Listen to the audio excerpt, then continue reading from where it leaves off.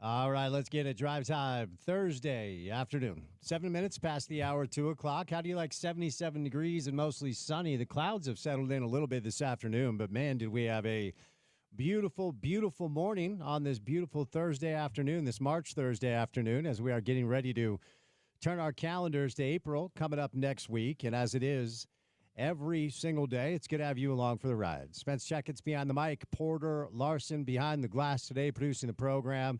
Got some really good guests, some good guests to talk Utes, some good guests to talk NBA, some good guests to talk men's college basketball. The madness of March gets back underway tonight. You know, it's it's an interesting thing with this tournament. It's so much fun right out of the gates, and you're inundated with basketball for like 4 days. Then you got to take a bit of a break, but it's back tonight, starting with the BYU Cougars taking on the Alabama Crimson Tide at the Prudential Center, Newark, New Jersey. It's a 5:09 tip time, so we'll be on air as they get going. Then following BYU Bama, it is Maryland, Florida. Maryland's head coach is taking another job, but he's still coaching the game tonight. Arizona Duke, 7:39 CBS. Cooper Flag in action for all you Jazz fans wondering why the Jazz are doing what they're doing. You should watch this game tonight and see what Cooper Flag has to offer. And then the late game is going to be Arkansas, Texas Tech, Chase Center, San Francisco, California. So, the madness of March continues tonight. The Utah Jazz are in action tonight as well. They welcome in the Houston Rockets to the Delta Center for a 7 o'clock tip time. Jazz doing the best they can to make sure that their odds of grabbing the number one pick is intact. Houston's an interesting case study. We've talked throughout the show this season about teams in the NBA that were where the Jazz were at not too long ago and how they've made their way back to relevance. Houston's an interesting team to talk about because, and we'll get into this a little bit on the show today. We'll do some NBA. We've got a good NBA guest later on. There are certain case studies like Detroit or Orlando, just to name a few. But where it falls short to try to draw a parallel with our local basketball team is Orlando has Paolo Banchero. And quite frankly, Franz Wagner might be better than Larry Markkinen as well. You might be rolling your eyes. Go look at his numbers. And then Detroit has Cade Cunningham.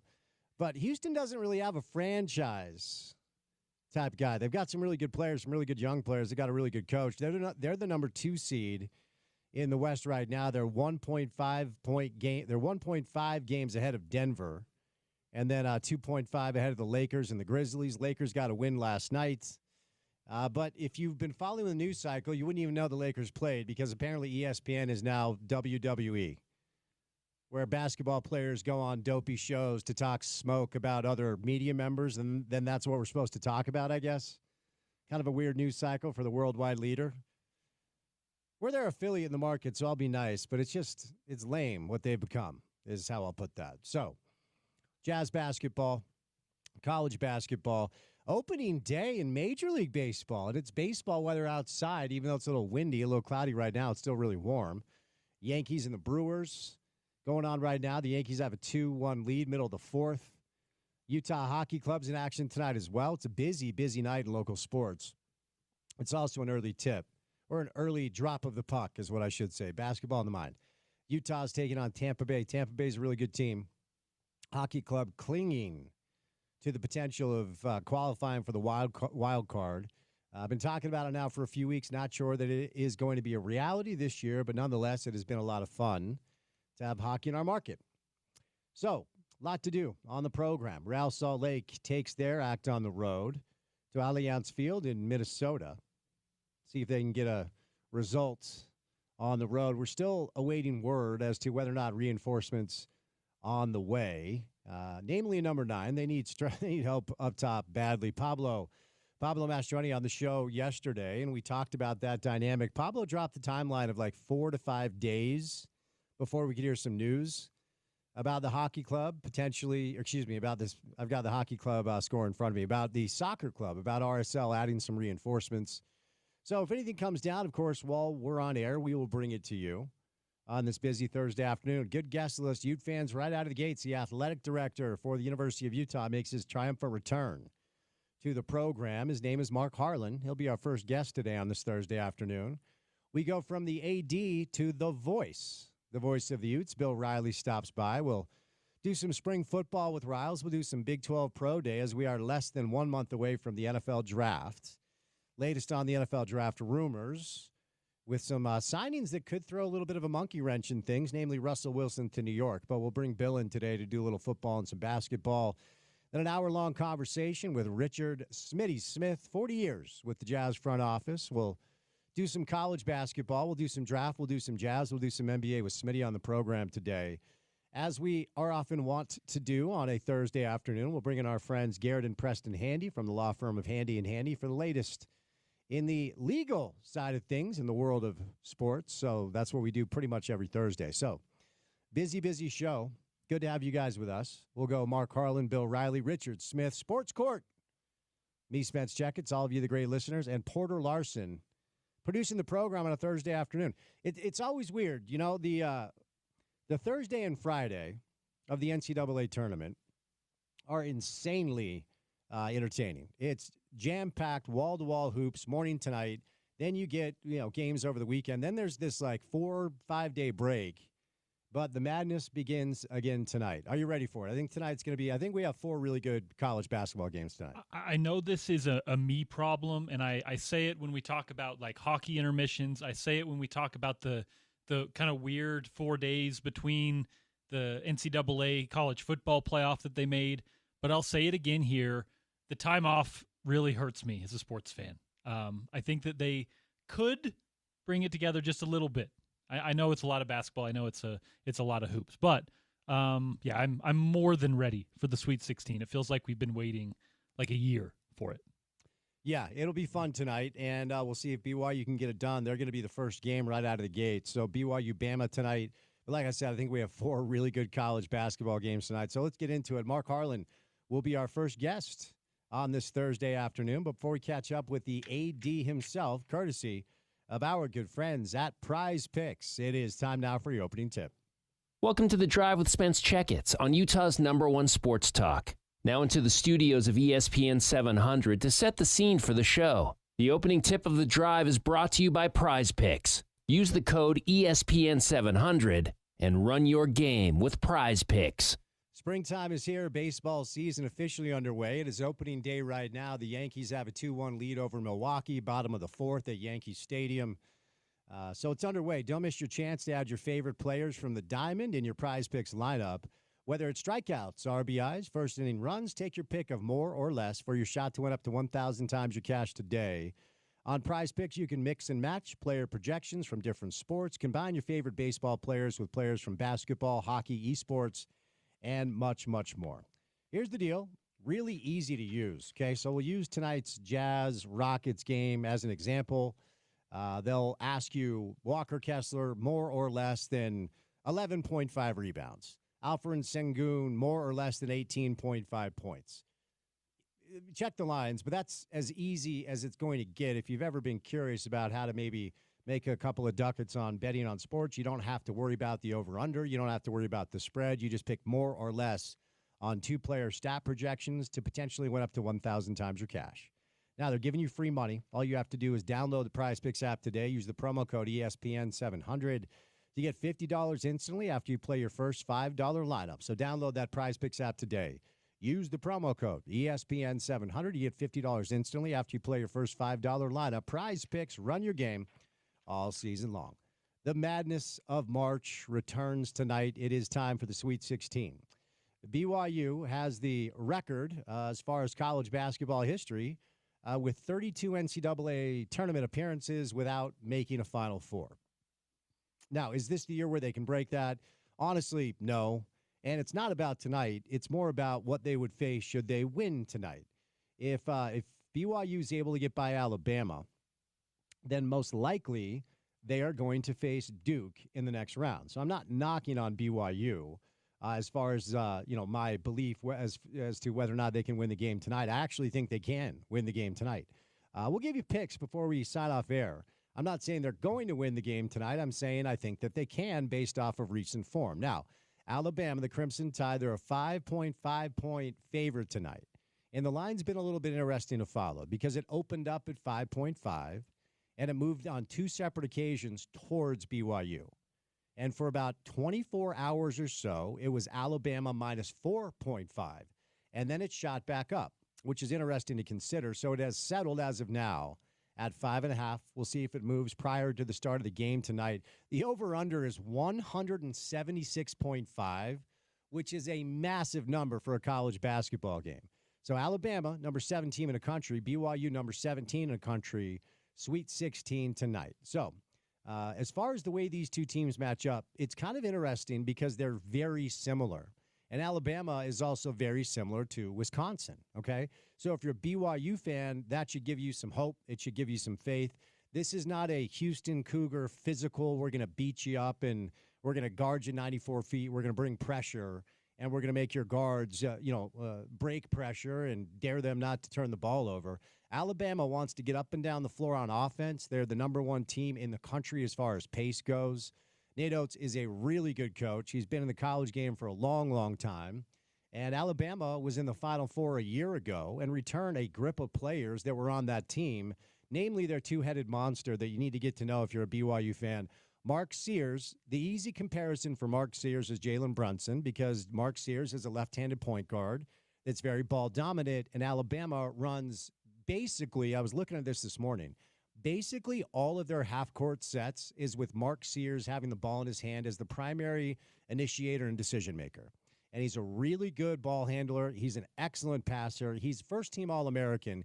He will be the best player on the floor tonight, including anyone Brigham Young has, okay? So Alabama's offense starts and ends with Mark Sears as the primary initiator.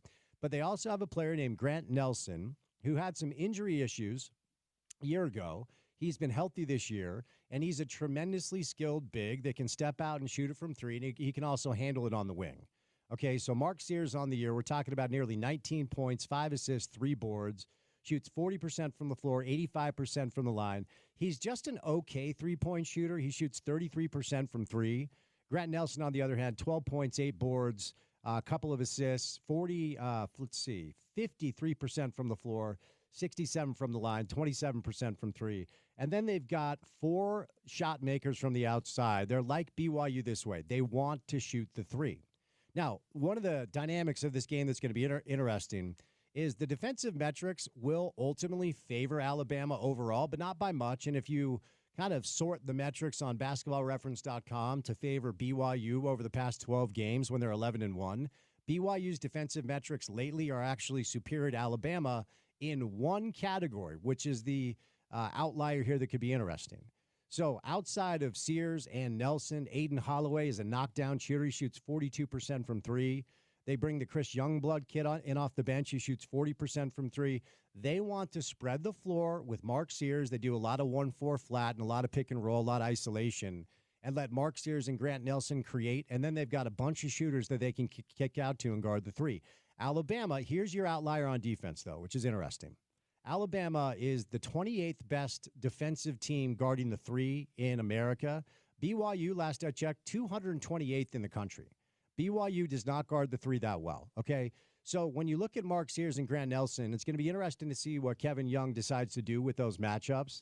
My guess is Moet Mag will get the assignment right out of the gates to guard Grant Nelson. And then I think they'll probably utilize Trey Stewart, a player that Kevin Young has relied upon during the final portion of the season in a way that he didn't prior to. So Yegor Demon, who's got great length and is a really intriguing pro prospect, he does not have the lateral quickness to keep up with Mark Spears. Mark Sears. Mark Spears is an NBA writer. I would be surprised if Mark Sears sees Yegor Demon outside of switches, of course, and BYU likes to switch. Sometimes they switch 1 through 5. But BYU is going to have to guard the 3 in a way that this season they have not been able to do. It's not one of their strengths. The other thing Alabama does is they crash the offensive glass, okay? So I often talk about this in the prism of what BYU looks like when they play against elite athletes that have speed and physicality. And that means Keba Keita and Fus Traore are going to have good games. Keba's their starting center, of course, former Ute. Fus comes in off the bench, and Fus isn't the athlete that Keba is, but he's a big dude with a big base who can box out and get boards. They're going to have to protect the glass. They're going to have to protect the glass. They're going to have to defensive rebound, and I wonder if Kevin's going to send 4 guys to the glass on both sides of the floor. And therefore, you got to be careful because Alabama will get out in transition. If you only have one player back, Alabama, if they get a rebound on the defense's end of the floor, and if it's Yegor Demon back and everyone else crashes the glass because you have to get rebounds, Alabama will have a lot of sprint outs, okay? So the elite athletes that BYU has, they are going to have to step up because Alabama simply has more athletes across the board. So elite athletes on BYU, it's certainly Keba Kade, who's one of the most elite athletes in the entire country. Richie Saunders has great athleticism and size. Fus Traore coming in off the bench, and Mawot Mag as the defensive stopper in addition to Trey Stewart. I don't know if this is a Trevin Nell game. You know, Trevin's such a knockdown shooter, even though he's like 2 years older than Luka Doncic. You keep him in the game with the opportunity to knock down shots, but there's nobody on Alabama who you can hide anybody on BYU defensively. So that goes for Trevin Nell. I wouldn't be surprised if Dawson Baker gets more minutes than Trevin Nell. Dawson's simply a stronger, better athlete than Trevin is. Okay, if Yegor Demon, who's had a really, really good NCAA tournament, starts to show his tendency, which we've seen quite often in the past against Houston and Iowa State specifically, if the speed and pressure of Alabama starts to disrupt BYU's attack because Yegor kind of cowers away from it, then this is a Dallin Hall game. Dallin Hall, a seasoned veteran point guard who has a season of Big 12 basketball under his belt, is the answer. It is the anecdote. If a young player in Yegor Demon is not ready to handle the speed and the pressure that Alabama brings them. These are two good coaches that run very similar offensive styles. Even though Nate Oates does not have the NBA background Kevin Young does, he runs a similar style, a similar NBA style that Kevin does. Both these coaches have been asked about it, and both of them have kind of alluded to the point that it's kind of like looking in the mirror. And when you dig into the tape with both these two teams, if you're a BYU fan, I think the good news is there are a lot of similarities, because you're not running into a team like Houston that simply has undressed you twice in fights that have not been fair. And ultimately, if BYU wants to break this historic streak of never going to the Final Four, they're going to have to beat a physical team at some point like Houston. But this is not that team. Alabama doesn't play like that. Alabama plays a lot like Wisconsin. Like I said, they're Wisconsin on steroids, and they play a lot like BYU. Now, for BYU to beat Wisconsin, they literally had to be historic with their splits. I mean, the splits that we saw BYU put up offensively against Wisconsin were literally historic. Literally, as far as we've never seen it in the NCAA tournament before.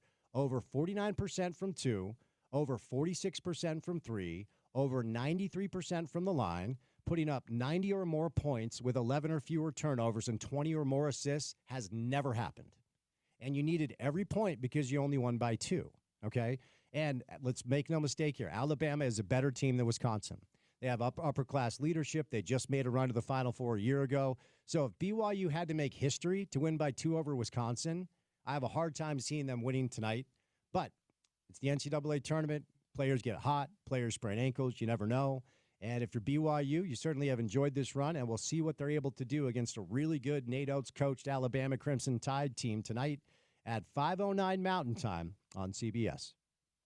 We'll get back to the madness of March. We'll tell you about our brackets. We're kind of where we're at with it, and we'll go over the other games because it's not just BYU Alabama. We have a grip of good basketball tonight. BYU Bama is the first game, then it's Maryland, Florida. We move over to Arizona and Duke. Arkansas, Texas Tech is your nightcap. So a lot of college basketball tonight. Excited for it. We are off and running on a Thursday afternoon. We will catch a quick break, and then coming up on the other side, the athletic director of the University of Utah, Mark Harlan, our first guest right out of the gates. So keep it right here on ESPN 700.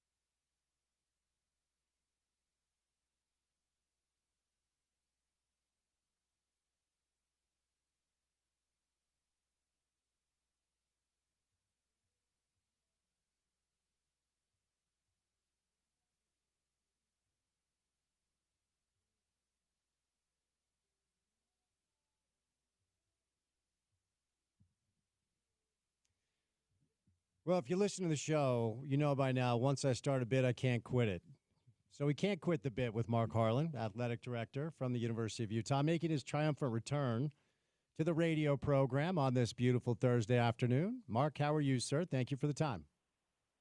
Spence, I'm doing great, man. Always good to talk to you and get caught up in all things Utah athletics, but hope you're doing great. Yeah, man, all good here, all good here. I know you've been busy, so let's get to it. And it's been a minute since you and I have been able to catch up, so I know it's not today's news, but we'll start with the process that landed you on one of the greats to play at the University of Utah, a former Mr. Basketball in the state in high school, and a guy that seems to have been the hire seems to have been celebrated by everybody who has reacted to it, no matter what part of the ecosystem you're in. If you run the show like you do, if you played up there like a lot of the former players, if you cover the team like we do, it seems like this has been a hire that certainly has been celebrated. So tell us about this process, Mark, that you went through after deciding to move on from Craig Smith and landing on Alex Jensen.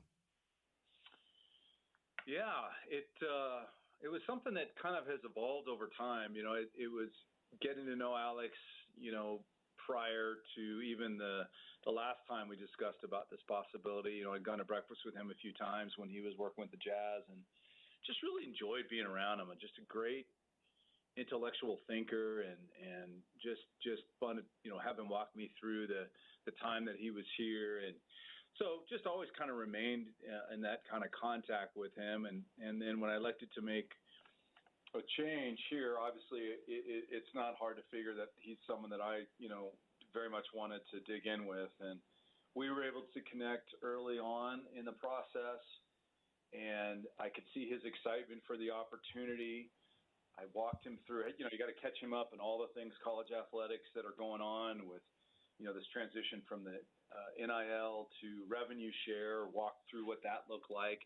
Because whenever you talk to someone that's got a great job, right, you just really have to explain, less selling and just explaining, you know, everything that's going on. And then he went about thinking about the opportunity, and we had some other great folks that we talked to. But eventually, you know, after a lot of conversations with me and certainly the president and some trustees that were involved in the process, he elected to go, and it was exciting. I was excited. We all were excited. You were just alluding to the public being really excited. So it's been fun to see that. A lot of work going on as he builds his staff.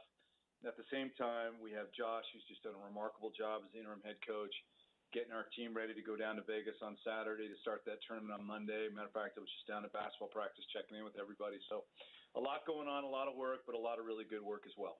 I want to go back a little bit further. And, you know, when it comes to a position like yours, Mark, I'm sure some of the decisions you have to make are difficult. And there's a personal side to all these things. And, yes, I know that contracts in college sports include buyouts that allow coaches a bit of a soft landing while they're figuring out their next move. But, you know me, I'm a child of an NBA executive, and we moved multiple times throughout the course of my father's career. And I had to say goodbye to friends and family and all the things. And Craig had to do that. I wonder if you could illuminate us on some of the dynamics you considered before electing to moving on from Craig. Well, I think what I'll say out of respect for Craig is that he's just a wonderful man. I really enjoyed working with him, enjoyed his family. I thought he got here at a time where, you know, the world was changing. And, you know, it's always hard to take a new job coming off COVID, you know, everything that he had to manage. You know, I just came to the determination that we needed to go in a different direction. I've also had some time for myself to look in the mirror and figure out what we could do better in terms of the administration. I mean, I think you have to, when you have to make these kind of changes, if you don't look at yourself as a leader, I don't think you're serving, you know, the institution well. So, you know, we have been going through that process. Obviously, we are going to manage basketball differently. And I think you've seen by one of Alex's hires, that's a big part of what Alex and I talked about. But as far as Craig goes, you know, I know he'll land on his feet. He's too good of a coach not to, and I wish him truly the very best. Let me follow up with something you just alluded to, Mark, because, you know, you obviously have had an interesting year with everything that happened after the BYU Utah football game, and I don't want to relitigate things that are months and months and months in the past, but you just alluded to wanting to look in the mirror yourself. And, you're a guy that's achieved a lot of success, and you're an athletic director at a major college institution, a P4 program. And as you forgot my birthday last week. I forgive you. But as you age, certainly as I age, I look at certain things that I've done a little bit differently and wish that I maybe have done this or that or what have you. But you got to move on. You got to learn. What have you learned this year personally? Well, are you specifically talking about the BYU incident, or are you talking about basketball? Everything that involves your job. Everything that involves your job, Mark. We all have to learn and grow and evolve. Yeah, sure. I've been an athletic director for now 11 plus years. I've been in the business it'll be 30 actually coming up, which is probably why I forgot your birthday. I'm starting to get up there a little bit. All good.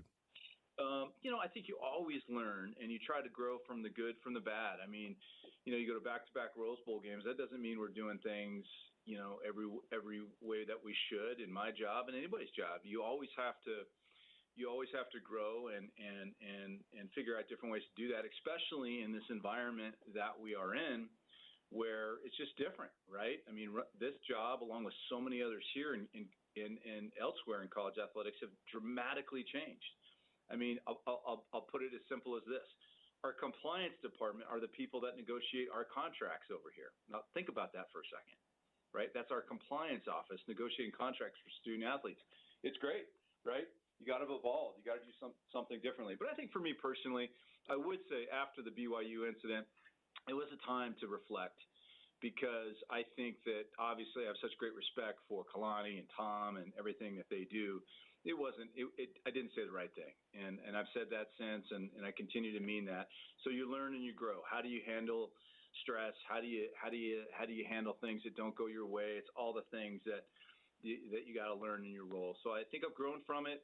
I've learned from it. And as far as just everything else going on in our industry, I do think we've built such a great team here administratively and our coaches that I am excited as we go into this new era, where we're going to be and where we can go.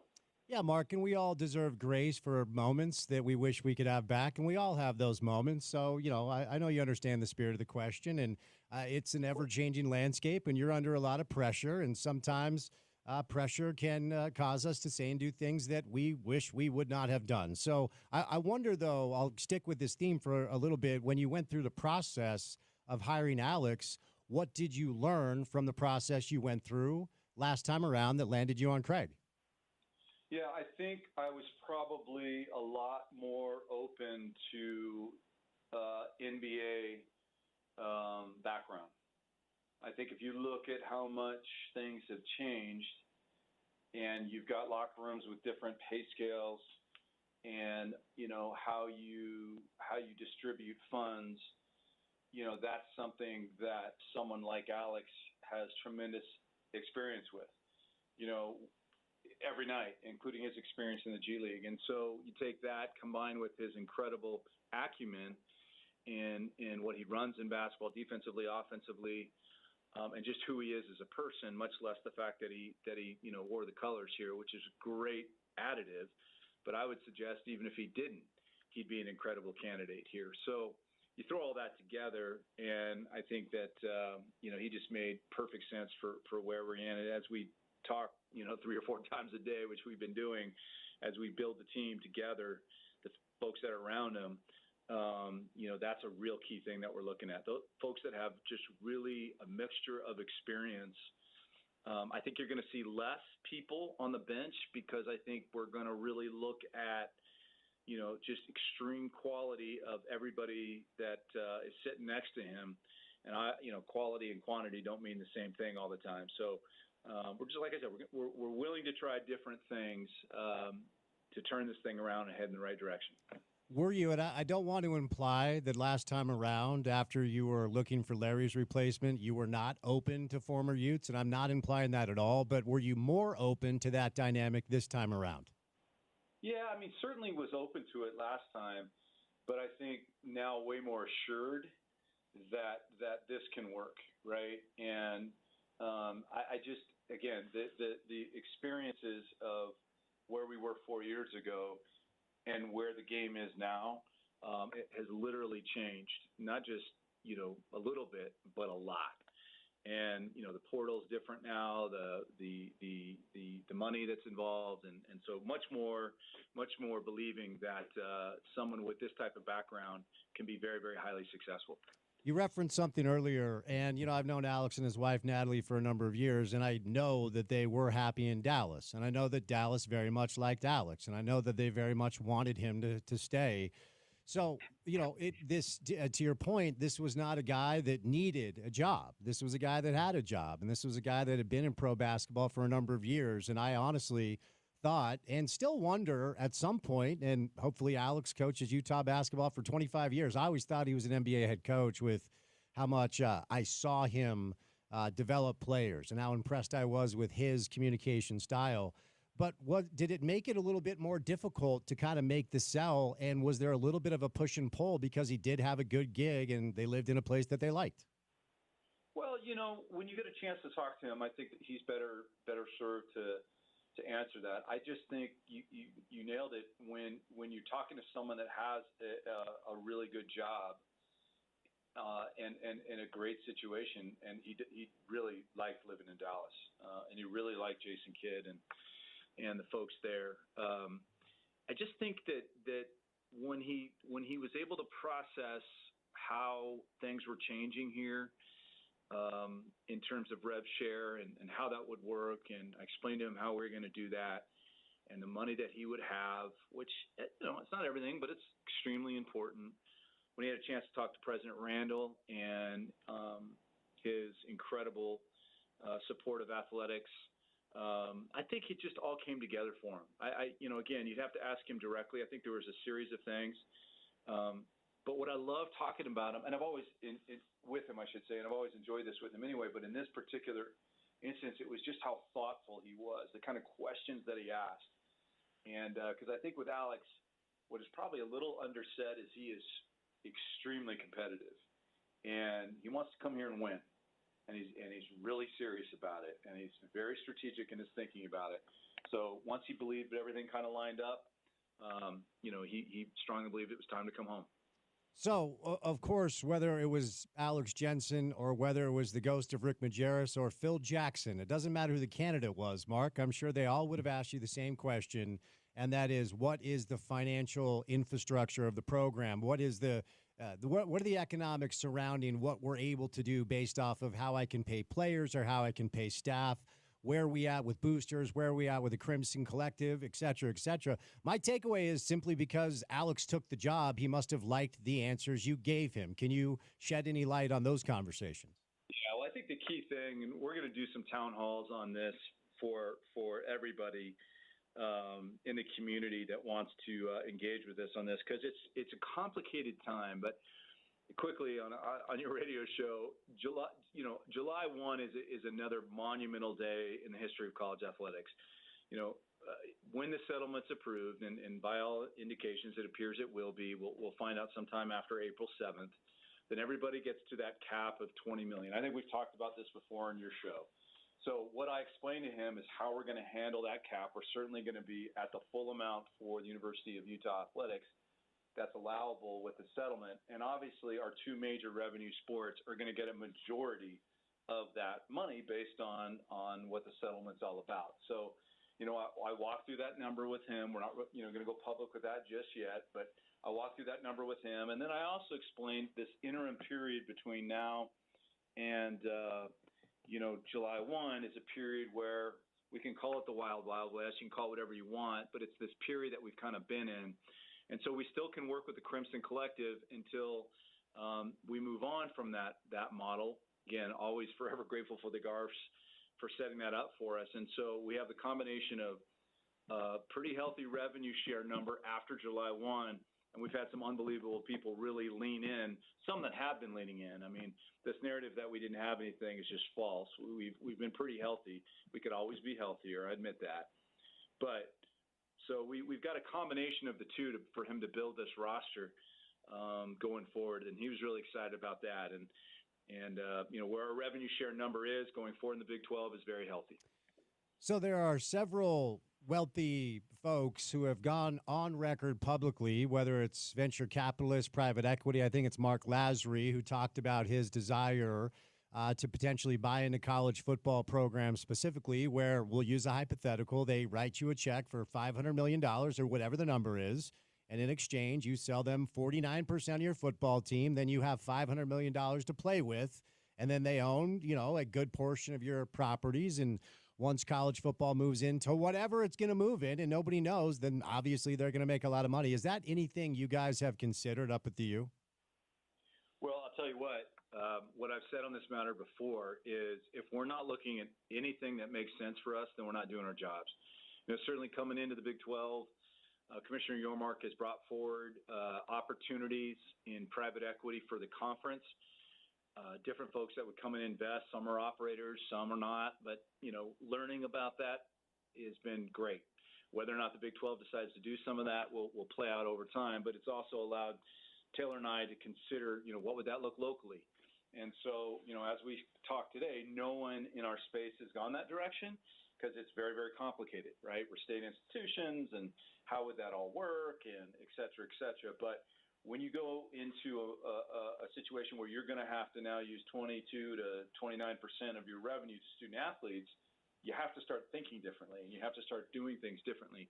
So it's something that I think that vetting out makes a lot of sense. But at the end of the day, it has to make sense, right? Because if you give up 49% of your revenue and you're supporting 20-plus sports, you can have a big lump sum, but that'll go away pretty quick if you're not careful in what can change with these folks coming in. But there will be institutions that will do it. If it makes sense for us, we'll certainly take it very seriously. News broke a few weeks ago, the Huntsman Center, which is 55 years old, and a place, I walked in to do my show last Monday prior to AJ's presser, and I'm just flooded with great memories, and there are other memories that I'm not old enough to remember. It is such a historic building, but I think it is safe to say a facelift or something more certainly could benefit the community. Can you illuminate us a little bit on this process and what you hope to see once it comes to fruition? Yeah, it's kind of this alignment of a few things, right? I think the president's vision of what he wants to do with the campus overall, and encourage people to go online and look at that. College Town Magic, which he's named it, it would be incredible. You talk about restaurants and shopping opportunities on campus and a refresh of the student union and all of those things. At the same token, we have this incredibly awesome arena that does need work. There's no question about that. And some of our early looks start to suggest you start getting close to what a refurbishment would be compared to a new arena. And when those numbers start to look similar, of course, they wouldn't be totally the same, then it starts making you think, okay, we really look at opportunities and options ahead. So we're going to follow the president's lead on this and our trustees who voted for this. We're going to work really hard with our campus partners to look at places we could go. A lot of work ahead, nothing imminent, but certainly something that we're really excited to examine. And people ask me what size or where it would go. Those are the questions that we have to dive into and really study. At the end of the day, what we want to have happen is just a fabulous arena that has the type of customer experience that you want, what people expect these days. It has more accessible parking. It has ADA standards. It has all those things.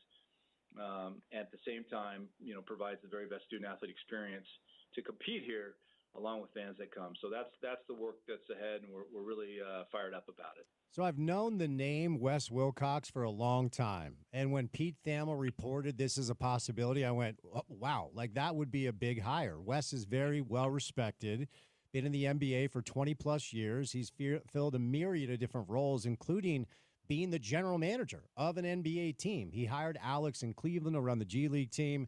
He's coming from a Sacramento team that right now is a little bit of a mess, but he becomes the highest-ranking NBA official to take a college job. This is not nothing. Of course, a lot of the attention is on Alex, but you do have a new general manager, which is a new role in the world of sports. I believe you referenced this being Alex's hire. Is that accurate? Well, it's first of all, it's been great to get to know Wes. His family, we snuck him out here because we knew someone like you would recognize him. And we snuck him out here, and I got a chance to really visit with them. We walked around and was able to, I got friends in the NBA too, was able to learn more about him. And, he and Alex are very close. So Alex and I, we talked about it, and I just thought it made so much sense. Going back to where we started the interview, it was, or I should say it is in the game right now, about roster management. I mean, whether you're Duke, whether you're anyone else in between or down below, you're building these rosters every year. This 58 to 62% turnover every year. So you need extreme organization. You got to be in contact with all the agents, know them, and it's a lot like, again, what they're doing in the NBA. I would say even more roster movement, as you would know. So I'm just really excited to have him. His family are just awesome people. He'll be out here, I believe, as early as tomorrow. Can't wait to see him.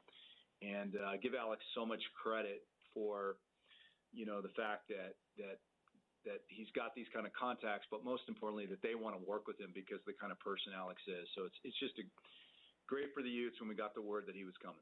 Might have to knock the NBA knowledge out of my mind, Mark, because in the NBA, the coach reports to the GM.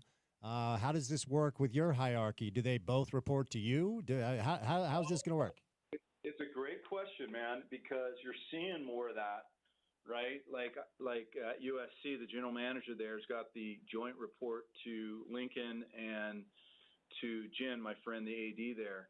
I'm not ready for that. I have such high belief in our head coaches. So it's set up that Alex reports to him, but it's going to be a partnership. I should say that he's reporting to Alex, and that's the way it is. Down the line, we could see certain changes like that, but I want this to be the traditional way. We'll see if we can still go that way. But he definitely reports to Alex, as will the other assistant coaches, as we continue to fill out the staff. But the work that Wes will do, working with Alex, with my team, getting them the resources they need, those things all have to align. That's our goal, so that we aren't watching this tournament. Rather, we're participating in it. Just checking my sent items in my email here. Did you receive my resume for consideration for the general manager spot? I believe I sent it over. Did you receive the invoice from the Crimson Club and the Crimson Collective? Well played. Well played. All right, Mark, before I set you loose, I have one spring football question. I mean, spring football, it's fun to have football back. But here's what has struck me. You listen to coaches and players, and mostly it's like, hey, it's good to be back. We're positive, we're happy, blah, blah, blah. But Coach Witt, on a number of different occasions already, has said that there's more positive energy in the building and surrounding the team than there has been in years past. Which it just struck me because Kyle doesn't suffer fools. He's going to tell you what it is, and he's going to tell you the truth.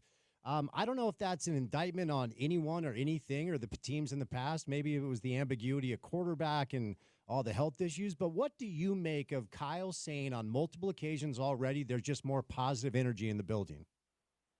Well, first of all, it's absolutely accurate. You can feel it when you're over there. So the question that you have is why?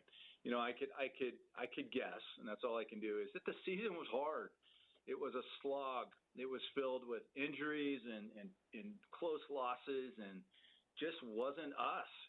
Well, you pull the car back in the garage, you make changes, you go out and find some new guys on the offense, and it's just a different feeling, right? You got a bunch of leaders on the team that have been to Rose Bowls and championship games, and the taste is there. So you combine the desire of the guys along with the staff, and there's a lot of mojo. We know there's a ton of work ahead. I'm going to end this in a bit to get down to practice, but the energy out there is palpable. It's real, and I think it's going to bode well. And then lastly, it's kind of like, we know we're not going to be picked to win. We'll be wherever we get picked, and maybe that's not a bad thing for the Utes. Right? Pick against us, and we'll see what happens. You having any fun with all this going on? Yeah, I appreciate that. I got asked by a buddy the other day. Listen, it's still an incredible thing to be around young people, man. Whether they're getting paid $1 or more, there's still people pursuing their dreams, and you're fostering that environment to make sure they can do it.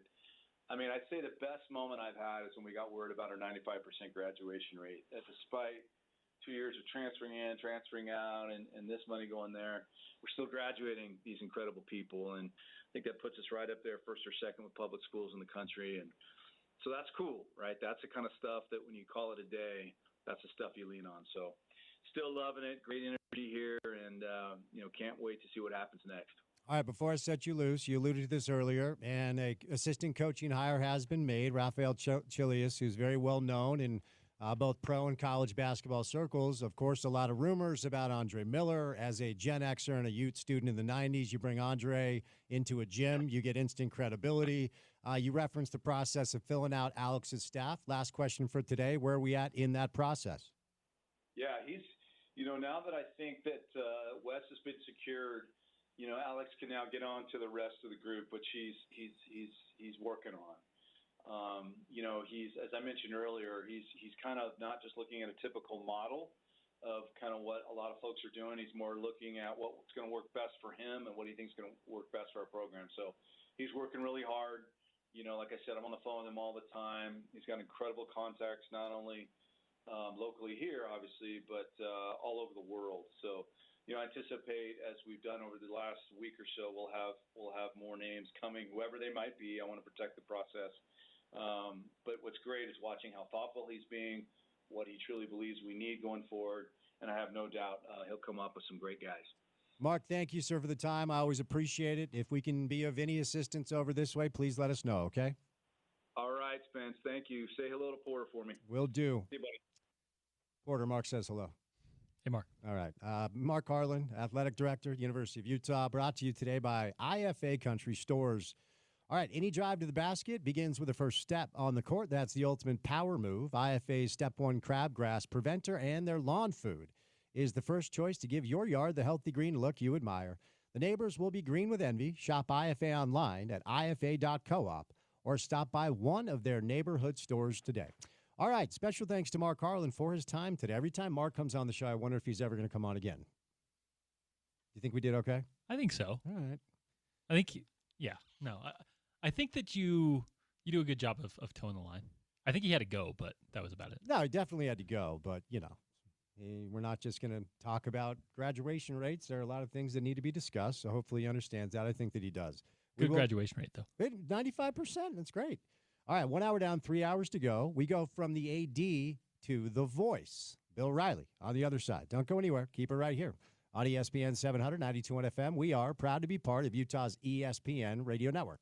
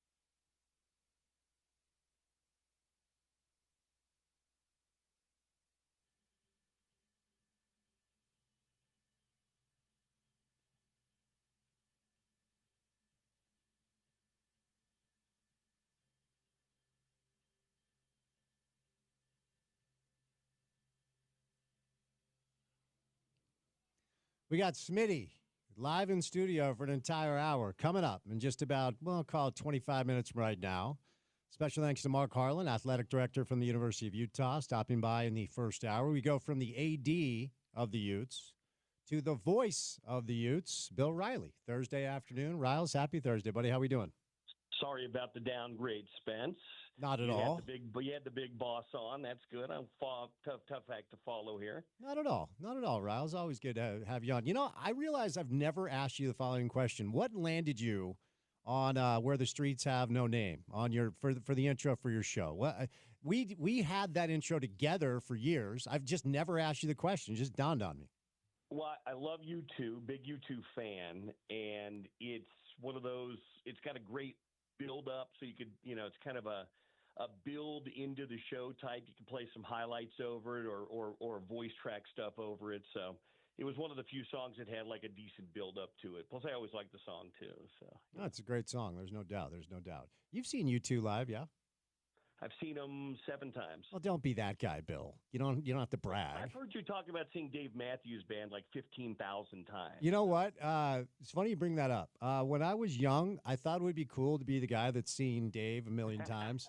And now that I'm old, when people ask me, I truly get embarrassed. I don't like to say the number. Okay. Well, 7, I won't say it again, but the last time I saw them was at the Sphere last year, and it was pretty cool. Okay, Bill. You live a life that the rest of us dream of. We get it. Well, I've had great seats to see him before, but the Sphere thing, it's really, really cool. I don't know if you've been down there yet. Have you seen anything? No, down there? Bill. Some of us still have to do radio every day. Oh my goodness! This was when I was still doing radio every day. This is when I was still working with you every day. I'm just messing with you. Somebody has to. I know you missed this. I do. I do. All right, we have the banter. Yeah, indeed, and we have a lot to get to because I haven't spoken to you since the news became official. I did see you up at the Huntsman, but you were busy with the MC duties. So it's Alex Jensen, it's AJ, it's Ute legend, it's Mr. Basketball, 1994 of Umont High. So what's the reaction, and what also is your reaction to the process that unfolded that landed Mark Harlan on Alex Jensen? Well, I just, you know Alex. I know him in passing.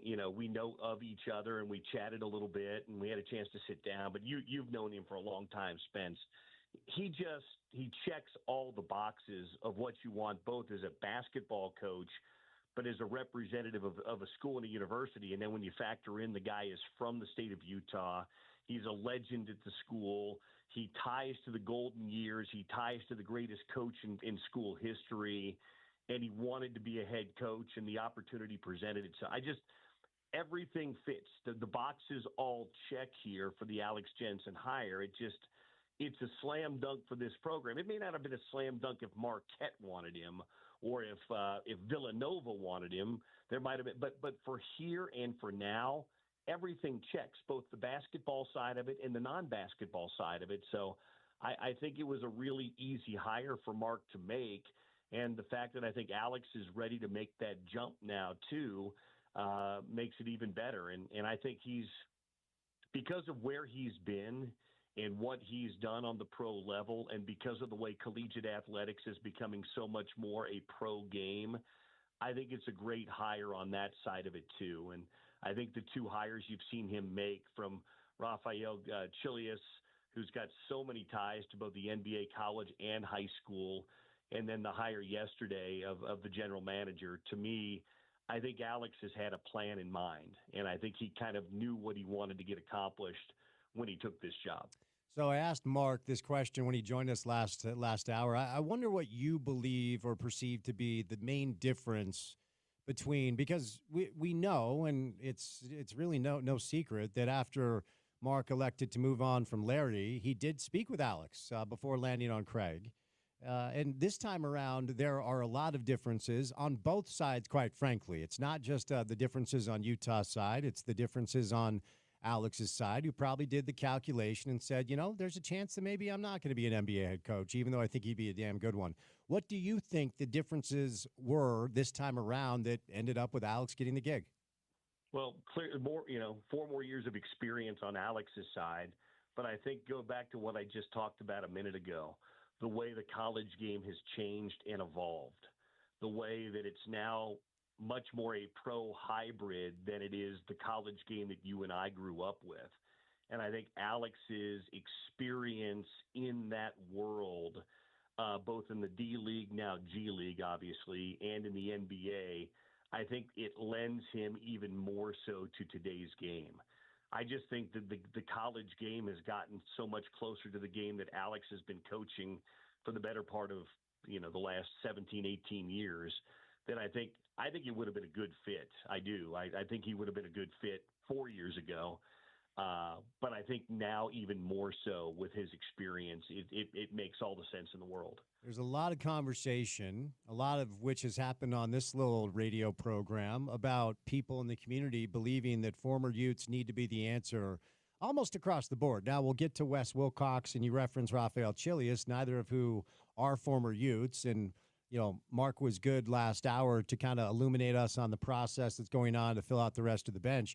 But as somebody, I know you're a transplant, but you've been here forever. It's essentially home now. And so you know the market and you understand what you need to do to traverse the space that sometimes can be a little bit complex, but ultimately it's a great place to live.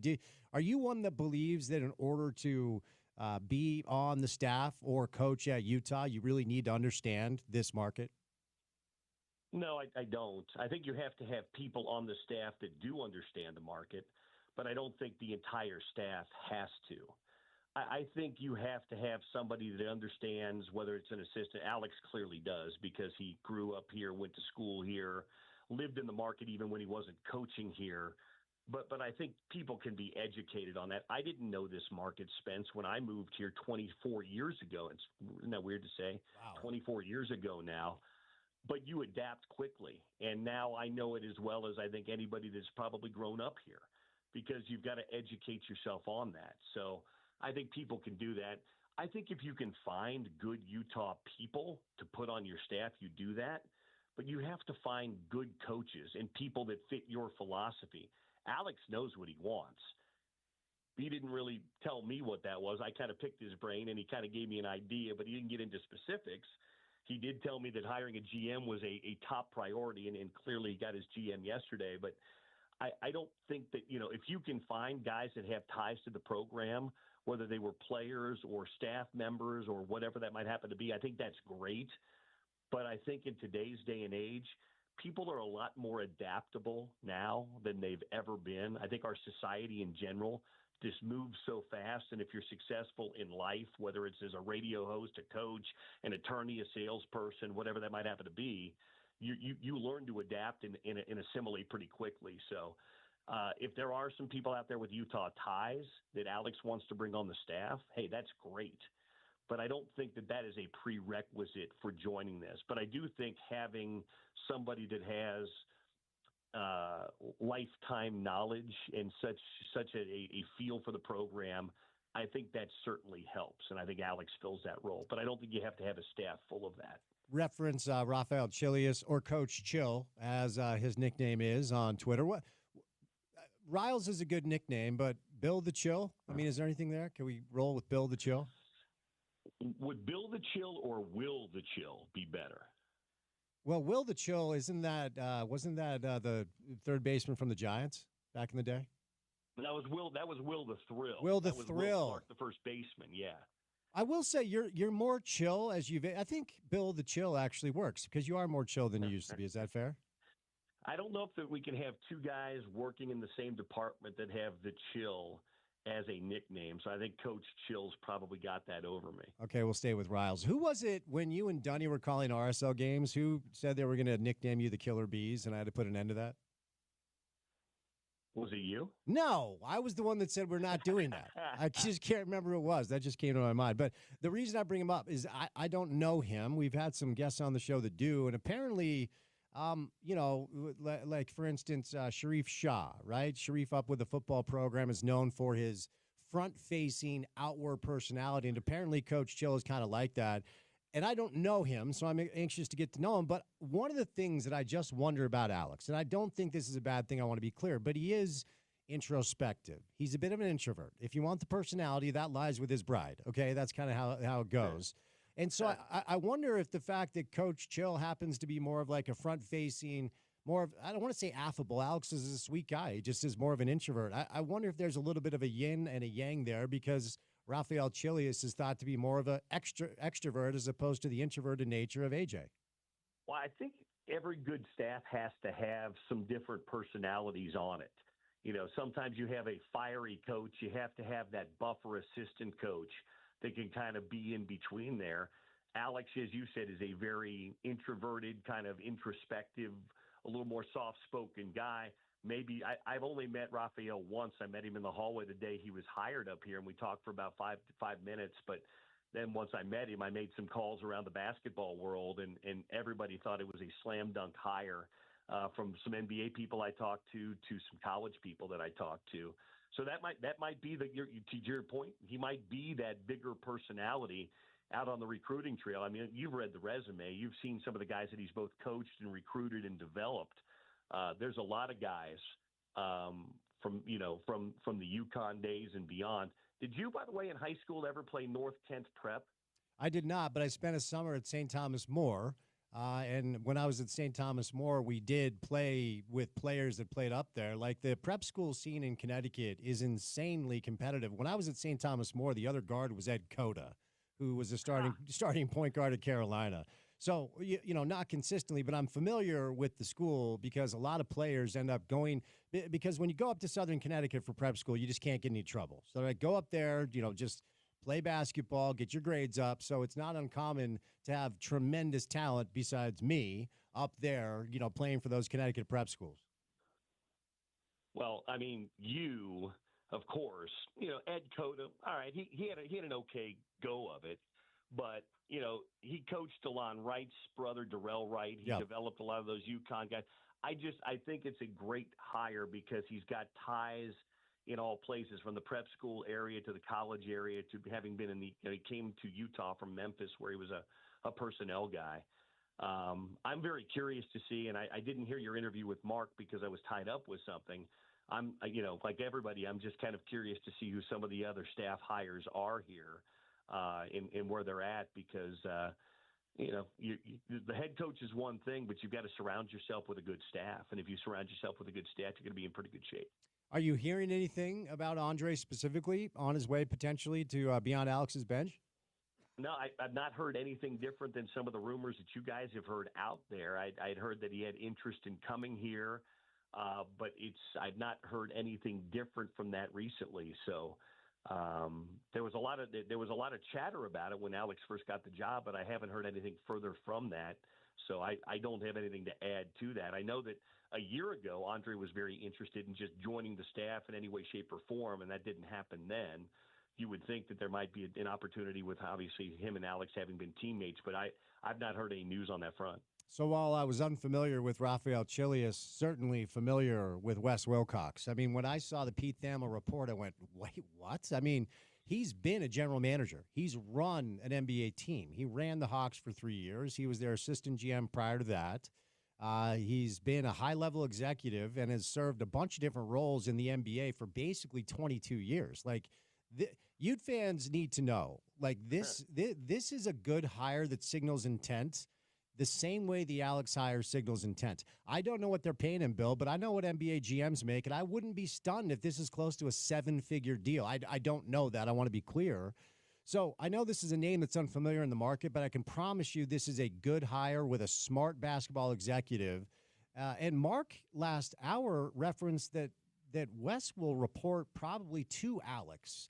In the NBA, the coach reports to the GM, but this is kind of going to be an opposite thing there. So tell me your thoughts on this new general manager that's going to roll into town and help Alex build this thing. When I talked to Alex the day he was here for the press conference and everything, he said, my top priority is getting a general manager in place. What I didn't know at the time was Wes was here. Wes made the trip. I saw him at lunch with Alex and a big group of people, and I wasn't sure who he was, to be fair, at the time. I thought at first it might have been Alex's agent, because sometimes your agent will come on a trip. Turned out it was Wes. And when Alex told me that was a priority, I knew he was very serious about it. And Spence, this is the way now. Whether it's football or whether it's basketball, you have to have somebody because it's as we've talked about, this is a real money deal now. You're not just talking about scholarships anymore. You're talking about, negotiating with agents. You're not negotiating with somebody's uncle or their AAU coach anymore. You're now negotiating with agents, and you're managing, in essence, a salary cap that you have. So you need to have somebody on that. But I think on the other side of it, too, because as you just said, he's had so many jobs in the NBA. I think a guy like Wes is going to be able to also help out on the personnel side, because we all know this now. You're going to be looking at international players. You're going to be looking at players that are potential portal bound. You're going to be evaluating talent year round. This is not we're going to recruit in the spring and summer anymore. So to have this position with somebody with his credentials, to me, is a huge thing. And much like you, I reached out to a couple of people, including Bobby Marks, who I used to have on my show quite a bit. And Bobby said this is a great hire for Utah basketball. So I'm sure Smitty will talk about it as well. But I think this is another one. There's people who are like, well, they're getting serious about this. I think when you make hires like this, that really shows, okay, we're in this game now. We're serious about upping our level and upping our game to match what some of the big boys are doing around college basketball right now. And maybe, Riles, we can't ignore the fact that the team about 40 miles down south who is going to play tonight has a model in place that so far has proven to be proof of concept.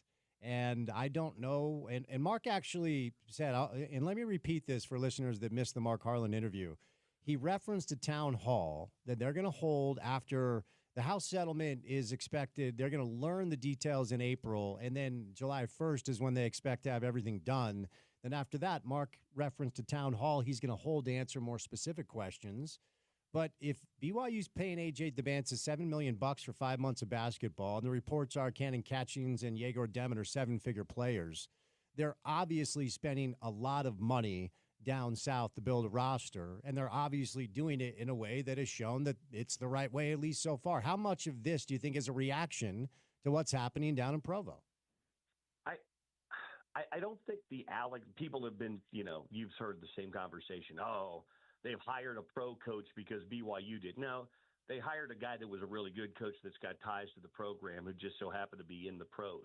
But I think the other stuff and the hiring of the GM and some of this stuff, I don't know that it's a direct reaction necessarily to BYU, but BYU might be the closest school when they happen to be a rival that is now kind of doing what college basketball is trending in the direction what some of the other people in college basketball are doing. And you might say that they were maybe a little bit ahead of the curve a year ago when they decided to do this. More and more people are jumping on board with this now. I don't know that it's a direct reaction to say BYU, though they're close, but I just think it's a reaction to really what it's going to cost to do business now in the big time world of college basketball. Let me ask you this. The Big 12 wasn't the best conference in college basketball this year. That was clearly the SEC. But every single year, the Big 12 will be top 2 or 3. And some years, it will be back at the top. I mean, you're a Kansas guy. I'm sure you've heard about their incoming recruiting class. They're going to be stacked next year. And Houston's not going anywhere.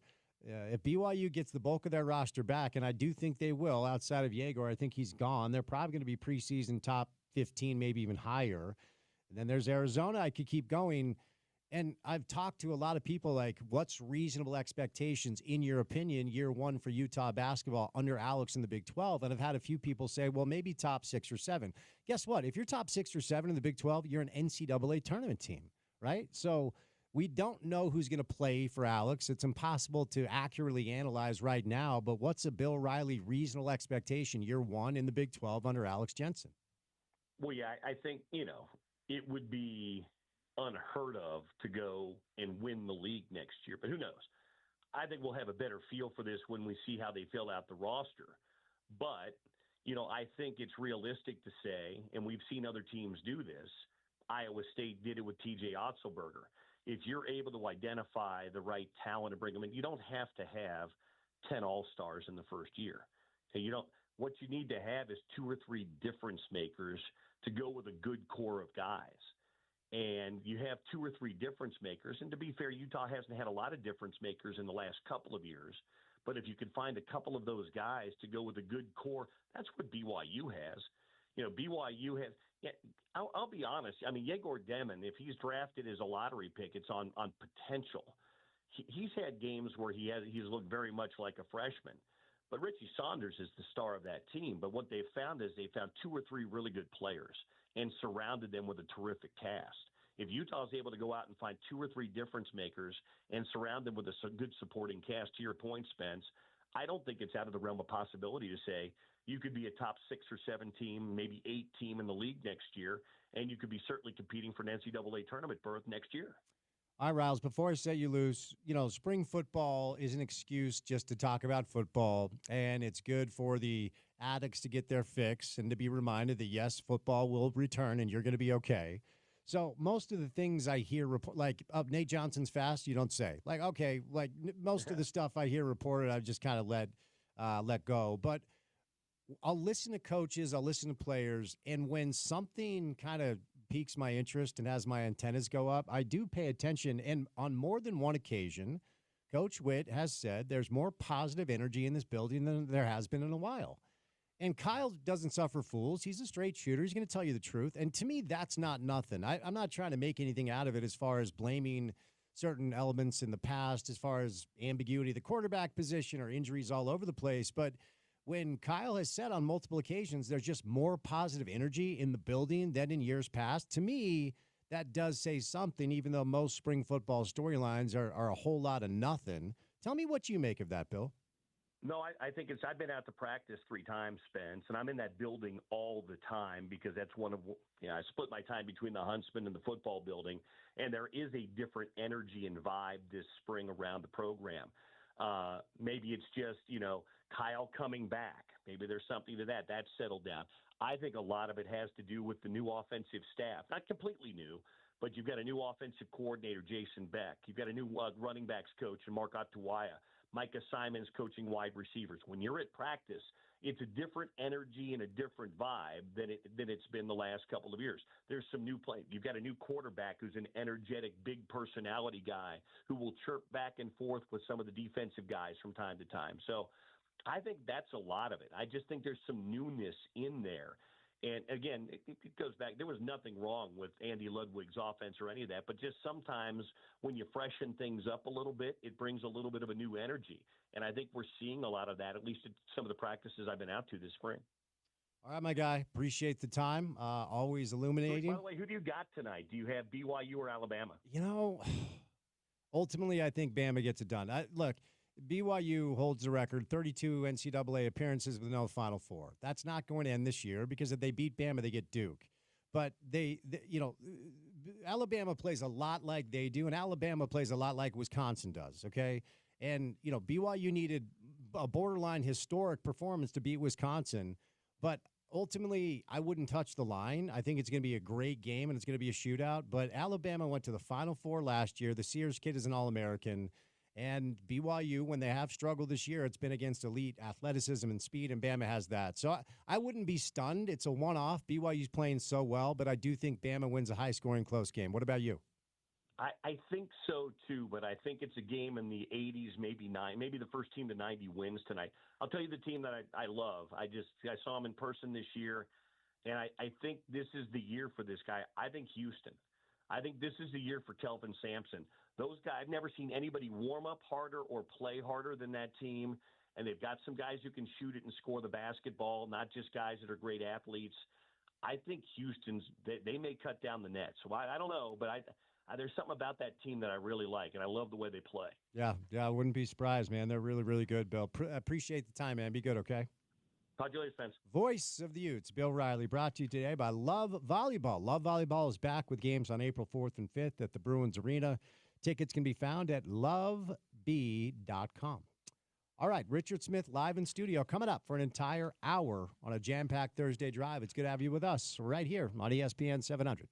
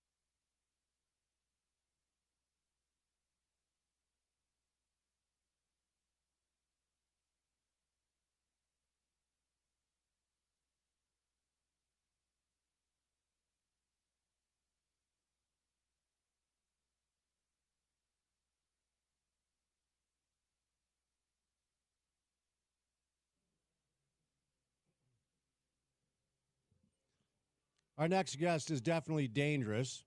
He's definitely honest. The question is, does he know what he wants?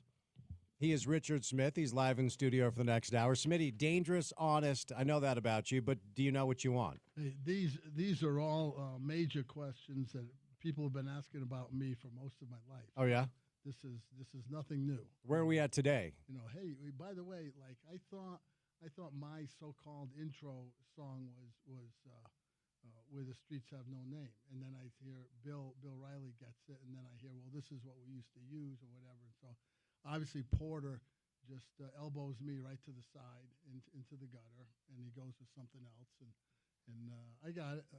I see what's going on here now, Porter. You want to stand up for yourself? I'm out of town for a couple of weeks, and all of a sudden it's just bing bang boom. I don't think he gets the context, but I'll let you go first. Hey. I got it. I mean, a man wants his walk-up song. He wants his walk-up song. That was the intro to Bill's show for like 20 years is all. That's what I'm saying. But you know what? If you want, we got one more segment with you. We can bring a little Streets Have No Name if you want. But my question remains, still on this day, do you know what you want? We know you're honest. We know you're dangerous. But do you know what you want? Yes, I always know what I want, Spence. And right now, what I want to be able to spend a good, solid hour getting educated by you, all things Utes, basketball, Ute football, BYU basketball, jazz. I know you have all the answers for the jazz. That's what we've been waiting for all year long. Smitty, you're the one that educates. I just ask the questions. No, if this is the premise, then we're in a lot of trouble, let me tell you. Well, I'll tell you what, you're uniquely qualified to talk about the and we'll do mostly college hoops here, and I don't know, maybe we'll do some jazz. Alex Jensen, it is official. Since you and I last spoke, last Monday, we were up at the Huntsman Center doing the show, which was a lot of fun. You worked with Alex Jensen closely with the Utah Jazz for a number of years, and we have discussed this. But now that the news is official, Smitty, what should Ute fans know about the 17th head coach in Utah men's basketball history? Yeah, well, Alex is obviously everybody. One of the key things I think right off the bat, Spence, is that for Utah fans is that there's no getting acquainted period. There's no like, okay, who's this guy? What's he about? What is this going to look like? Everybody in this community, everybody who's a Utah fan knows Alex Jensen, knows who he is, knows what he's about. They know his lineage. They know his background. They know all the experience he's had as both a player, collegiately and professionally overseas, and then in his coaching career. And so none of that is a get to know me period. So everybody's hitting the ground running in that regard. He knows what he's doing. It's just again, it's just going to be a question for the Utes of how long it takes them on the recruiting trail to start getting guys that can compete, the Big 12 level and be able to go to war night in and night out. And I'll tell you what, they got two great people working with him right off the bat in Raphael Chilius and Wes Wilcox. Those are two guys I know, and two guys who are really big gets for Alex. And so I'm excited for them because that is a good start to building a great foundation in terms of your staff and your program. See, this is good because I don't think there's anybody else in the market that knows Raphael Chilius and Wes Wilcox. I certainly don't. I know Wes's pedigree more than I know Coach Chill's pedigree, but let's start with Raphael Chilius, who's the first assistant that Alex has hired. And when you read through his background, he's done a lot of different jobs at a lot of different levels, high school, college, and pro. Very well known in circles that you run in. So what should Ute fans know about this new assistant coach? Well, he's first and foremost, he's a top flight recruiter. And he's a guy who knows all the grassroots. He knows all the AAU people. He knows all the guys around the country, West Coast, East Coast, in the South. He knows how to get into homes, with agents now that are working a lot for these high school kids and even the portal kids. And, he's a guy who knows the landscape. He knows all the levels, Spence. You're talking about the prep level, which is, for people around here aren't familiar with that, and it's a big thing on the East Coast. But the prep level is the high school level. So you talk about the top kids who, Donovan Mitchell was a prep school kid, from New England. All this level, he knows those guys. He knows everybody in college. He was a great recruiter for Lorenzo Romar in 2 different stints when he was at the University of Washington and had it rolling up there for a while. And of course, he's been working in the NBA in a couple of different stints with player development. So he's got the full scope of the landscape of what you need to do and who you need to get in with. So now he's the guy who can get into doors, can get the ear of some kids, some agents, and then, from there, what's the U offering, what's their program, what's it going to look like, how's Alex going to coach him, all that kind of stuff. But Chill will be a great resource for him in that regard. And then Wes Wilcox, of course, is a proven veteran NBA guy who's worked his way up, from a college intern, to a video coordinator, through being an assistant coach on a staff, to being in the front office with player personnel, and being a GM in Atlanta, and now assistant GM in Sacramento. So they've got 2 main guys in key positions who are top flight guys that you would want when you're trying to retool in a situation like the U is. So I'm not sure that you could have a better start to assembling a staff than getting guys like Coach Chill and like Wes Wilcox. You know what, Porter? I've decided something. I need a cool nickname. Like everybody has. We just had Bill on, Riles. We got Smitty, Coach Chill. LL Cool Tray. LL Cool Tray, maybe the coolest nickname. Do you have a cool nickname? Because I think I need a cooler nickname than what I have. I don't really. Sorry. Yeah. We need to work on that, you and I. Coach Chill, Smitty, Riles. My grandpa did nickname me Doobie when I was young. He called me Spencer Doobie. Well, see, that's where we had our issue.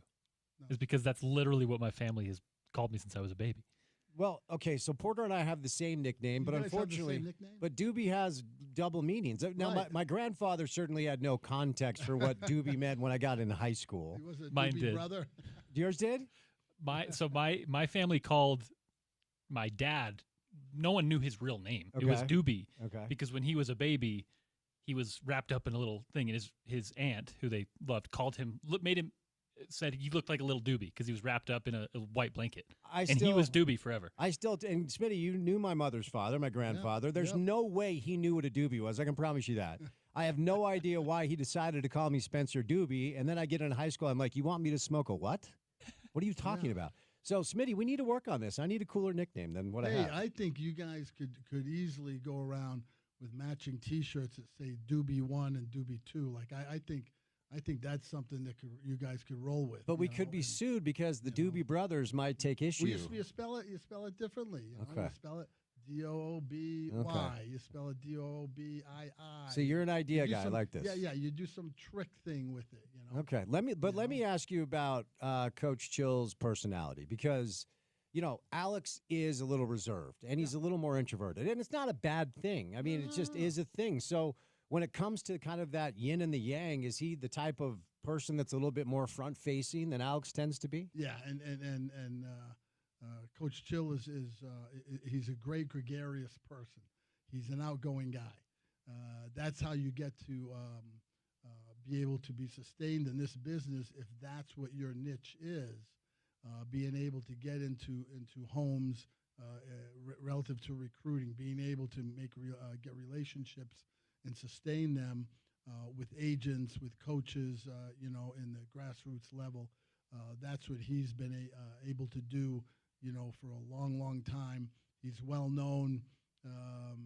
He is the kind of guy who will be outgoing more so than Alex. He'll be a kind of guy who, maybe on the bench, and Alex is more of a subtle, quiet leader, and Chill will be the kind of guy who's, ranting and raving on the sideline, yelling at the kids or something, and Alex may just be there pointing to a spot or two, or say, get over here, whatever, and in the heat of the battle, so to speak. But he'll serve as a great counterbalance to Alex in that regard, which is, I don't know if that's planned, if that just happens to be, part of the makeup.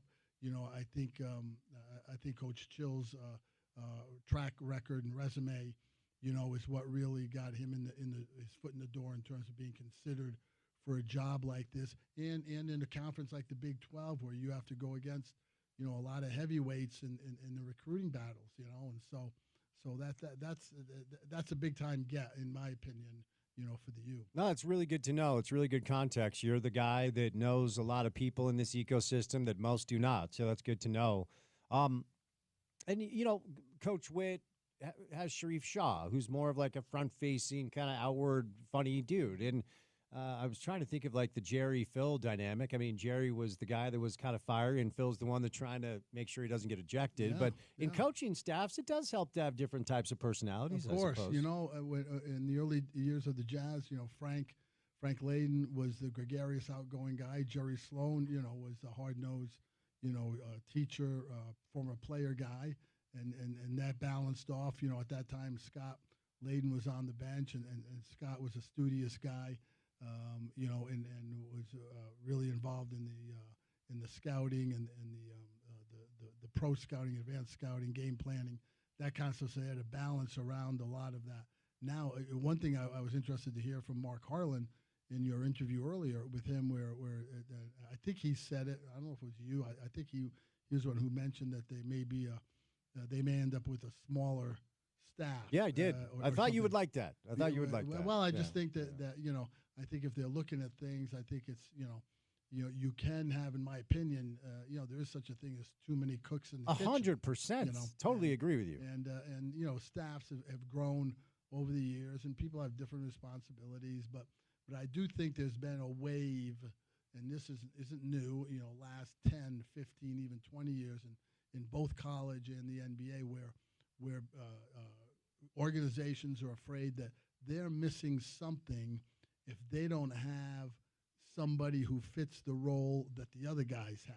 And if the other guys are having any success, then it's a copycat situation, right? So you get staffs where there's 17 guys in the pullovers, in the half zips on the bench, and you're going, boy, they have more coaches than they have players. Yeah. On the thing, or whatever. Both Front row, second row. Both college and pro, and it's and it's overkill. I mean, Gary Briggs, our great trainer for the Jazz in the 2000s, he used to do the job when he was in Cleveland. We were talking one night about this, where he did the job in the early days, where now there are literally 6 other full-time people doing the different responsibilities that he used to do by himself. And Gary probably didn't get 6 times the money. No, that's exactly right. And so, these things can be done if you're smart, if you're efficient, if you know what you're doing.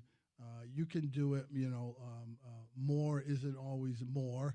To coin the phrase, if you're smart about who you have on your staff and what they're about and what they're trying to do, then sometimes that can be a benefit to you, so that you don't have too many voices in the room and too many conflicts going on, and in terms of what you're trying to get across and work with your team. So let's move over to Wes Wilcox now. And when I first saw the Pete Thamel report, I went, man, that would be a really good hire. Like, Wes has been a GM. He ran the Hawks. He was the director of player development in Cleveland, and then the GM of the G League team. And Wes hired Alex to coach the Canton Charge, where Alex won G League Coach of the Year, D League back then, and won the D League championship. 39 years old, from what I understand, very analytically driven. And Mark actually referenced that Wes most likely will report to Alex. Now, in the NBA, the coach reports to the general manager, at least historically speaking. Coach Witt, Blecken is the general manager who reports to Kyle. So maybe this is a new college model. But tell me what you make of this, and also what should we know about Wes Wilcox? Yeah, I think that model, Spence, is what's taking place in college. Is that the head coach is really the guy who's the point person for the whole program. So he's gonna hire a person to serve in the GM role. The GM role, maybe in the NBA we're used to the coach reporting to the GM reporting to the owner, kind of thing. In the college, they're kind of reversing that. They're having the head coach is the main guy, the GM reports to him, and then the head coach in turn reports to the athletic director. And so this won't be an unusual setup if that's what they're of what they're doing, because most of the college setups are doing that now, so that there's no misperception about who's reporting to the athletic director, or who's reporting to the main booster group, or whatever it is. The general manager is going to be the person who comes in and keeps everything within the program organized, heads up the people who are doing the recruiting, heads up the oversees the NIL stuff, or whatever it's going to be, the revenue sharing stuff going forward, however that falls out through the NCAA. They're going to be like the guy who keeps everything organized, so that the head coach can spend a good chunk, not all, and maybe not even majority sometimes, but a good chunk of their time actually coaching basketball, actually trying to get their players better, to be more competitive on the floor, and to leave the so-called day-to-day business stuff to the guy who's the GM. And so Wes Wilcox is perfectly situated for that. Great resume, great experience, really an organized guy, and will be really good for Alex. And again, those guys know each other. Alex reported to Wes when they were in part of the Cleveland Cavaliers organization, almost 20 years ago now. And then and now it's come kind of full circle, and Wes is going to be part of his staff. And again, a nice balance, because while Alex can concentrate on the basketball part, Wes will concentrate on organizing the office, the people who work there, how they're doing all their stuff on a day-to-day basis, recruiting, NIL, blah, blah, blah, all those kinds of things. And Wes is he's a very organized, very streamlined type of guy. And so that's, again, another great get for them. Now, they're getting a good staff in place. They're getting a good core of the guys that you like to see, and what their skill sets are and what they can do. Now, what's the bottom line, Spence? You got to get horses. Got to get players. Yeah, so that's what it's going to be. All these guys can do what they want to do. And, the great lesson I learned way, way, way back when the Jazz were playing the Lakers, and Lakers. Is this 88? 88. All right. Playing with Pat Riley, and Pat Riley's in an interview with the press, and they're talking about this new stuff they were doing at the time with video stuff, and the press was asking him, do you think that gives you an advantage? And he said, I don't know. They said, well, you're using this technology, which at that time was new, using plays and watching video at halftime, which teams didn't do at that time. And finally they were pressing him on it, and Pat Riley finally said, well, I don't know if it helps us that much or not. He said, I think the better advantage we have is that we have Kareem and Magic. And to me, at that moment, I remember thinking, and I thought about that ever since, Spence, was, yeah, we can do all this other stuff behind the scenes, and we can dance around, and we can spend money, and we can have 17 coaches, and we can do whatever. We need Magic and Kareem on the floor. And if that's what we have, then we're going to be okay.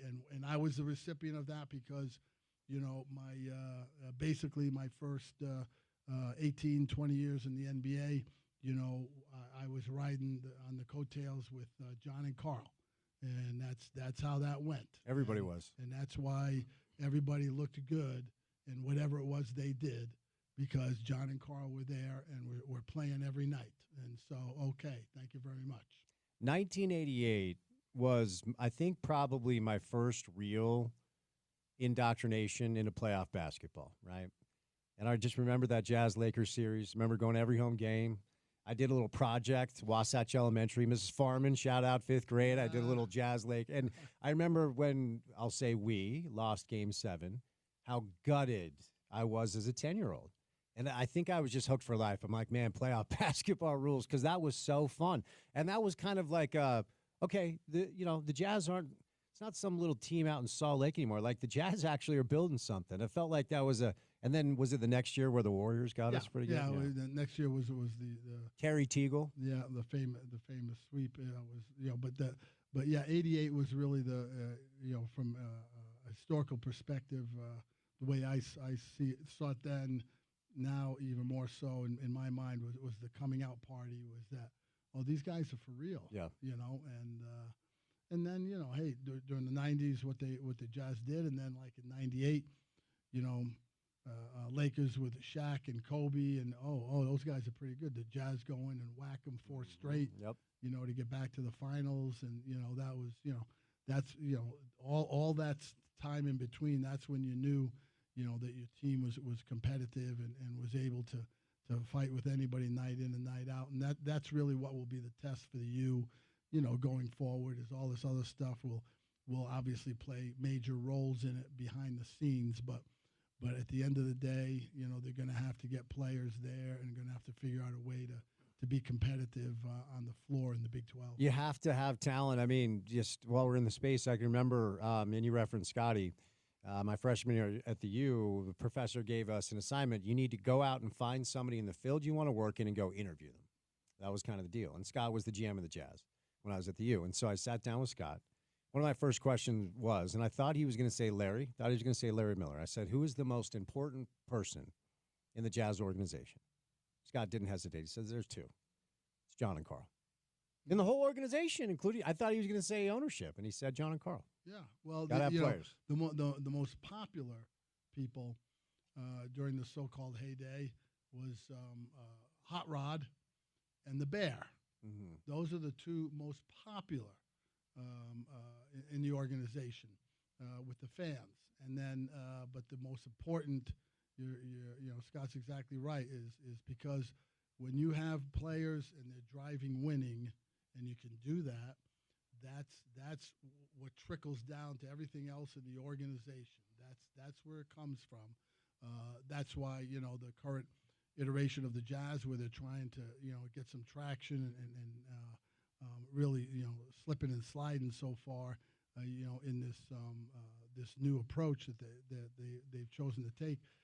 It's surprising that they chose to get rid of players who were main guys who were in their prime, and under contract, for whatever the reasons were, and to let them go because those things are hard to find as they're finding out and they're in the middle of. And when you have those, you try and hold on to them as long as you can to make sure that you can sustain success and have everybody else do what they do to the best of their ability. I can't remember what year it was, but at some point in the 90s when Riley had gone to Miami and Jeff took over for Pat in New York. Van Gundy was the head coach of the Knicks in New York. It was after a game, and I can't remember if they played the Bulls. It may have been the game where Jordan came back and dropped 55 at the Garden, the double nickel, the famous game. And Jeff was getting ready to address the media, and Phil Jackson had just released a book. I think it was Sacred Hoops. That's right. And Frank Isola asked Jeff. He said, Jeff, have you read Phil's new book? I may have told you this. And Jeff said, I actually have a copy of it right here. And he took a blank piece of, I think it was a stat sheet, turned it over, and he wrote number 23 on it and handed it to Frank Isola because obviously Phil wrote Sacred Hoops after a great run coaching somebody named Michael Jordan. That's right. And Phil Jackson, a very smart guy and a good basketball guy. But what was he even smarter at?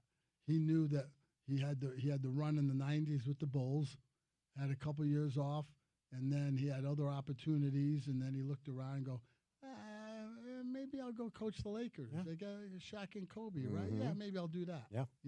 I mean, that's the smart part because, if you got him in place, then you just, you do a little dressing around the edges, and then you let those guys go to work. Richard Smith, 40 years in the NBA with Utah Jazz, is live in studio on a beautiful Thursday. Missed you at Bonnie this morning. I know. I'm sorry about that, man. How'd you do? 41-39. Did you really? Shot an 80. Really? And I didn't make any putts. I don't know why. My ball striking was both surprising and very pleasing. Really? Yeah, I played well. Wow. But no putts, Smitty. I got to start making putts. Let's get out soon, huh? Yeah.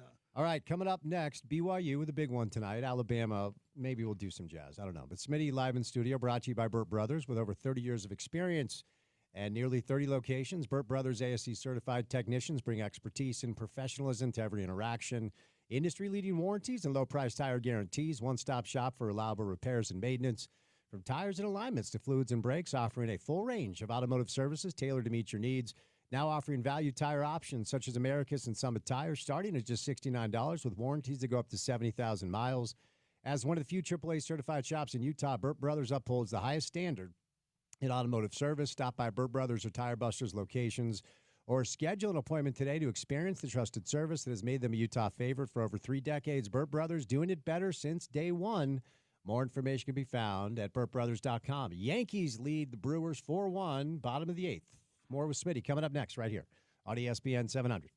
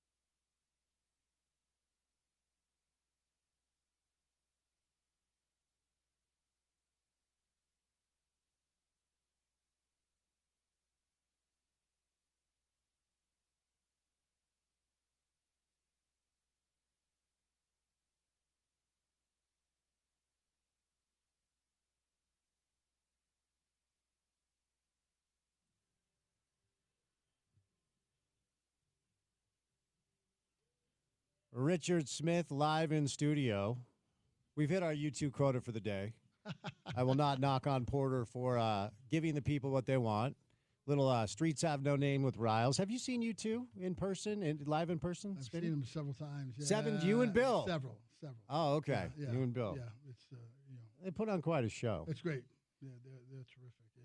All right, we got the Madness of March resumes in 1 hour from now as Brigham Young will take on Alabama in the Sweet 16. We've got 4. If you're a college basketball fan, I cannot wait to go home and I will marinate on the couch tonight for hours. I've got all of them recorded because if you've been paying attention between commercial breaks and video reviews, oh my gosh, man. Can we please play basketball? No, this is what's driving it, Spence. This whole thing. The whole thing, I think, if you really go take a 35,000-foot view of the whole thing, it's really kind of funny, like, how much money they pull in and how much they market all this. And what used to be amateur sports, right, is a whole different thing. And it doesn't matter. All that stuff's out the window now. But Smitty, like, I'm a grown-up. I know they're making money. Play your ads. But the reviews, like, dude, we can all see what is going on. We do not need a 10-minute stoppage to decide whether or not the ball went off the player. Yeah. It's always that stuff in this sport and also in football. Yeah. The NFL. It drives me crazy when they. I don't know. I always think. I don't know what they did in the old days. The old days, Spence Checketts was the line judge. He just said it was this or that, and you went on. Like, now everybody's got to weigh in. They scrutinize. Yeah. And of course, they're afraid if they're wrong that millions of people are going to get on them because they saw the tape and everything. It's awful. But before we get to the games tonight, you were good enough to remind me during the break, a mutual friend of ours, and the man who was the original Jazz Bear, and the Jazz Bear for 2 decades plus, I mean, more than 20 years, and just a sweet guy. His name is John Absey. We got some bad news about John, and we're all here to support him. So, Smitty, for our listeners that are not familiar with the news that came down over the past week or so, why don't you fill us in? Yeah, John Absey, the longtime Bear for the Utah Jazz, has been diagnosed with pancreatic cancer. Stage 3. Talked with him last night. I asked him if he was okay with me just mentioning it on the air today, and he said, of course, his goal is more to educate the public and to try and help people who might find themselves in similar health situations who feel, when they get a shot to the gut like this, and all of a sudden it comes out of left field. Adam, that you not only get staggered, but you also sometimes your head is spinning about, okay, how do I handle this? How do I systematically go about getting the proper care, getting my insurance stuff lined up, making sure I can try and deal with whatever my health issue is. And John really wanted to just get the word out that, while he fights his own individual battle, that he's trying to put together information that will help other people who get similar type diagnoses during their lives to maybe have a starting point of how to start looking for care, how to start doing this thing that might help them. So he said along his journey that's still in front of him, he's going to be trying to put together a guidebook of sorts or a blue book, so to speak, to try and help people. These are the steps you should be taking. This is the stuff you should do. If and when you or some loved ones find yourself in this kind of a situation, to try and help you be more organized. Because I can tell you, Spence, nobody has done more in this community, not only in their job, which was his job with the Jazz for over 2 decades in that regard, in terms of charitable efforts.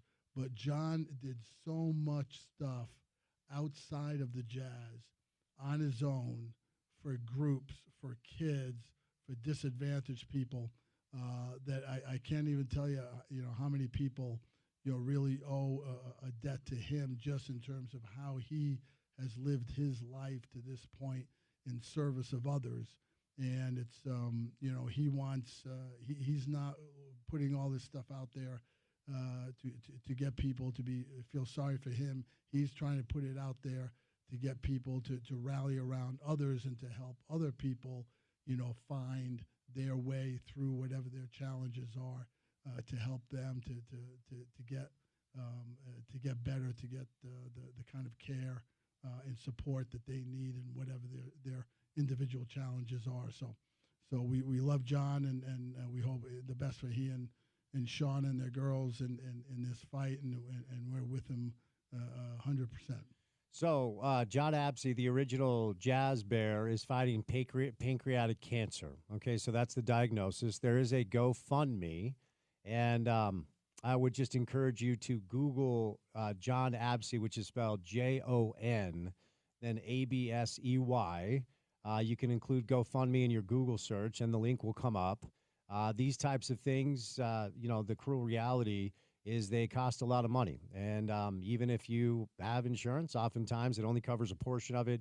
I will not give you a commentary on my take on the social, situation regarding medical care in America and how many, I think it's 20 million plus Americans per year go bankrupt as a result of the inability to pay for medical care, which is pathetic in a lot of ways. But let's just leave that there because we won't get political. But John Absey, original Jazz Bar, fighting pancreatic cancer. If you're able to donate to the GoFundMe, they are trying to raise money to help John fight this horrible disease. So there you go, Smitty. I appreciate that reminder. I was going to bring that up, and I'm glad you brought it up. And to your point, the sweetest guy around, and for so many years, nobody knew who the Jazz Bear was, right? Because you weren't supposed to. And then, now we know that it was John who I thought among, if not the best mascots. And I'm dead serious. I'm not just saying that. I mean, so have you. How many NBA arenas? Probably all of them.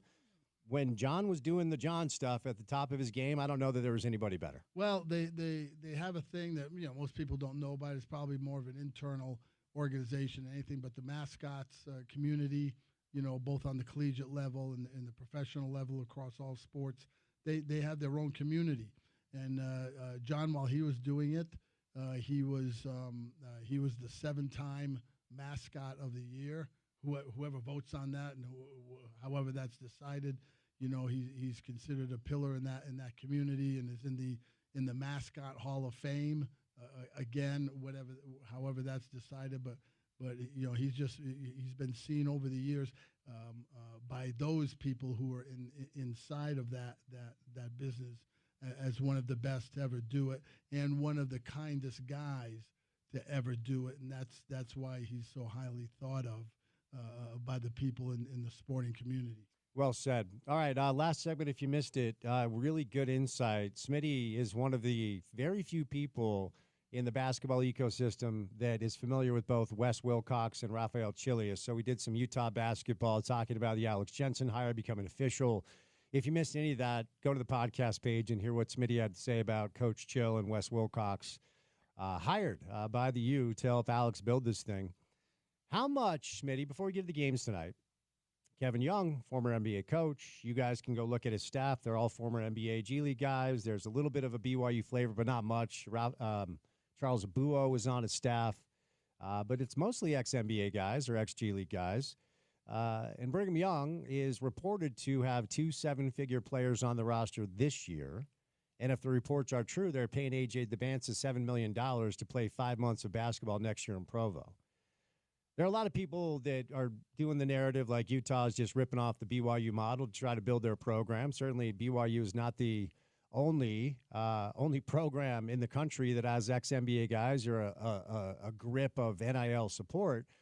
But things are happening down in Provo on the basketball side of things that are hard to ignore, right? I mean, as far as the money they have and the NBA model they put in place. Well, they have a lot, what BYU has, to my understanding. I don't know this, firsthand, but I believe that they, with the new NIL influence in college athletics now, BYU has been able to tap into their donor base and their support base, which involves a lot of people through this tech corridor, if you will, Spence, between Salt Lake and Provo. The Silicon Slopes. The Silicon Slopes. And there's a lot of BYU people involved in that. And my understanding is that there's a lot of them who have chosen to get involved on a financial level for the program. They don't want a lot of publicity. I know a lot of them saying, hey, look, I'll get involved. I'll donate. I'll do this or whatever it is. But I don't want to be that guy. I'm just, I just want to do my part and, slide in the side door and sit down in my seat, watch the game, and go home, whatever. So there's a lot of those people. I think Ryan Smith, the owner of the Jazz, is a big BYU booster. He's right front and center. He kind of gets a lot of the attention, for what's going on. Whether that's accurate or not, I don't know. I do know he's a terrific BYU supporter, and he's at a lot of the games with his family, and they're big boosters there.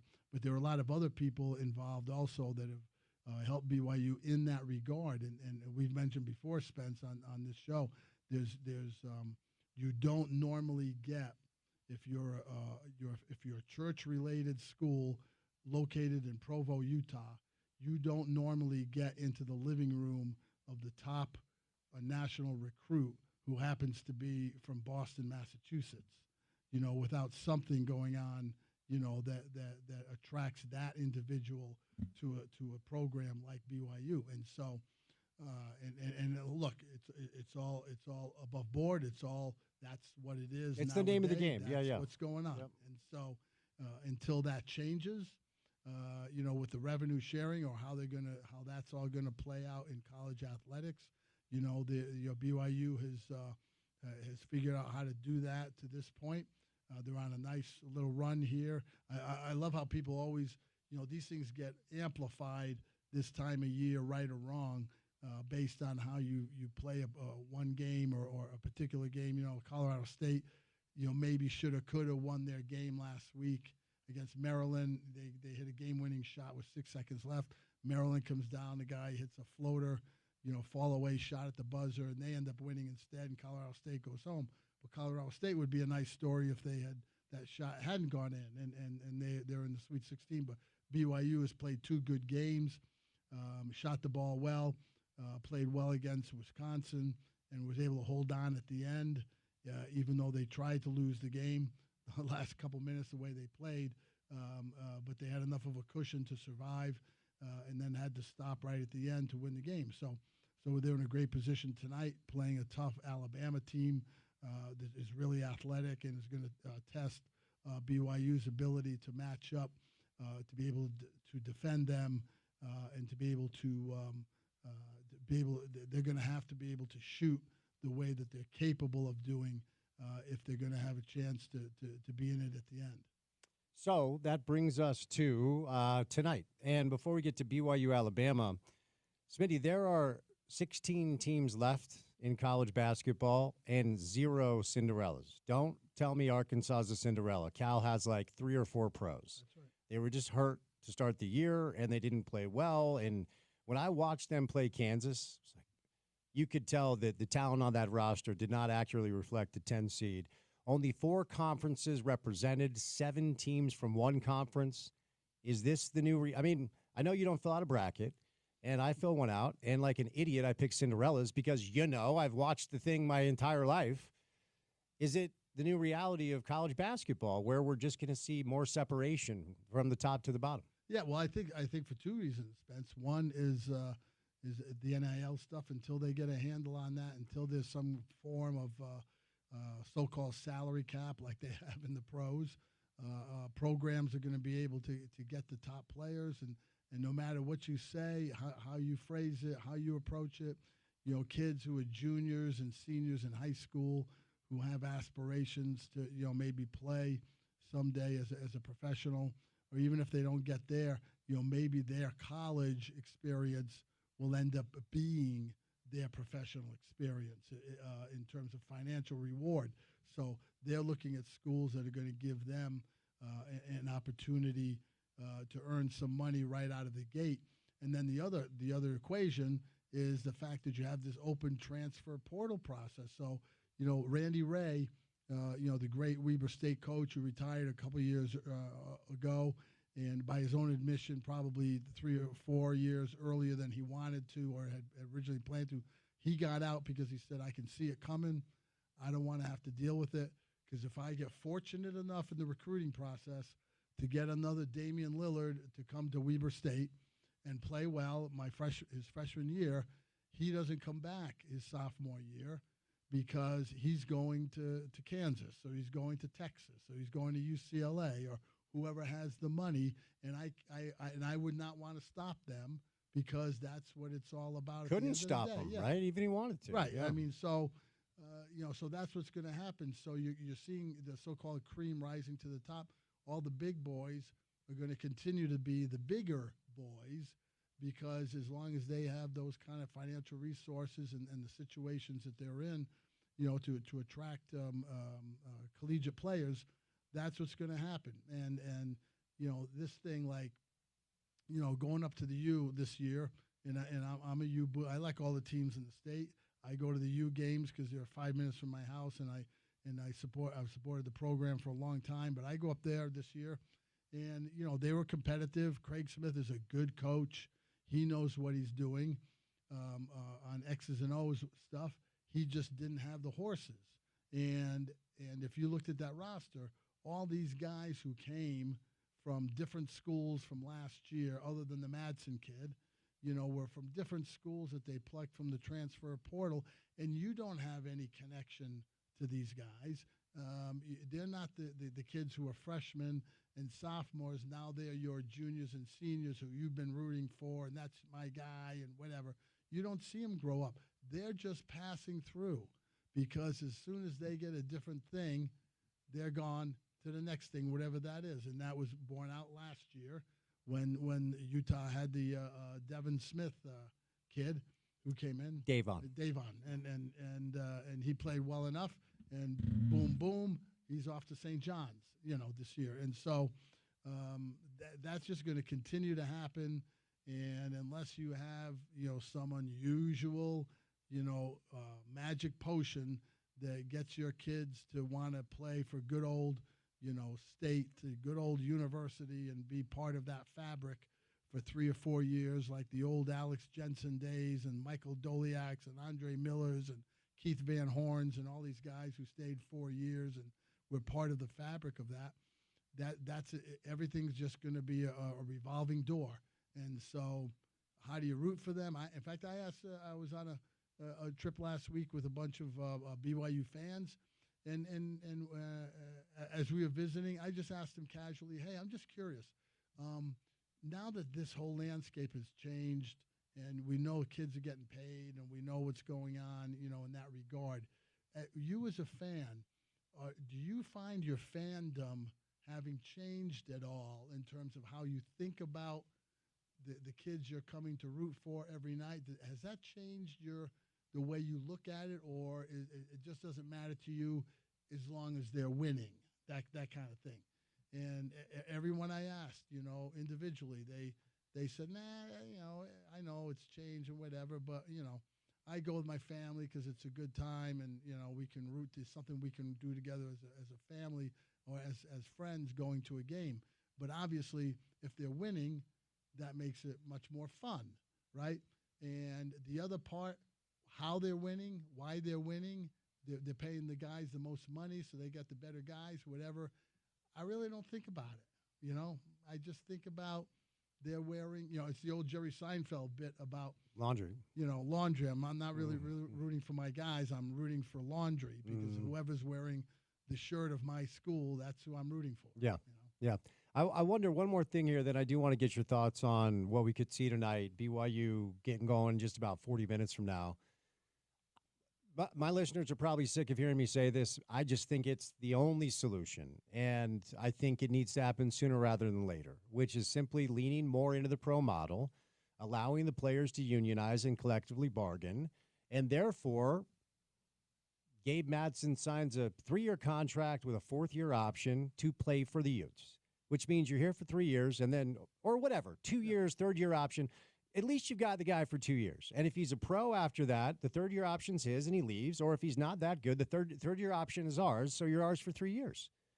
I don't see any other way around it, Smitty. Mm-hmm. To me, that's the only solution. Well, they have to have some kind of cap or ceiling on what they do. In other words, it's got to be some kind of stability. Right now, it's a revolving door for both. Look, look at the coaches. Look at just in the last week. It's a good point. The coaches who have moved on, you know, Yeah. whether it was and how about the guys who were involved in the NCAA scandal? And the Maryland stuff. coach took the Villanova job, but is coaching tonight. Yeah, right? Yeah. Right. Oh. I mean, you know, but I mean, it seems like most people involved don't really care as long as you somehow have a formula that allows you to have some level of success, okay?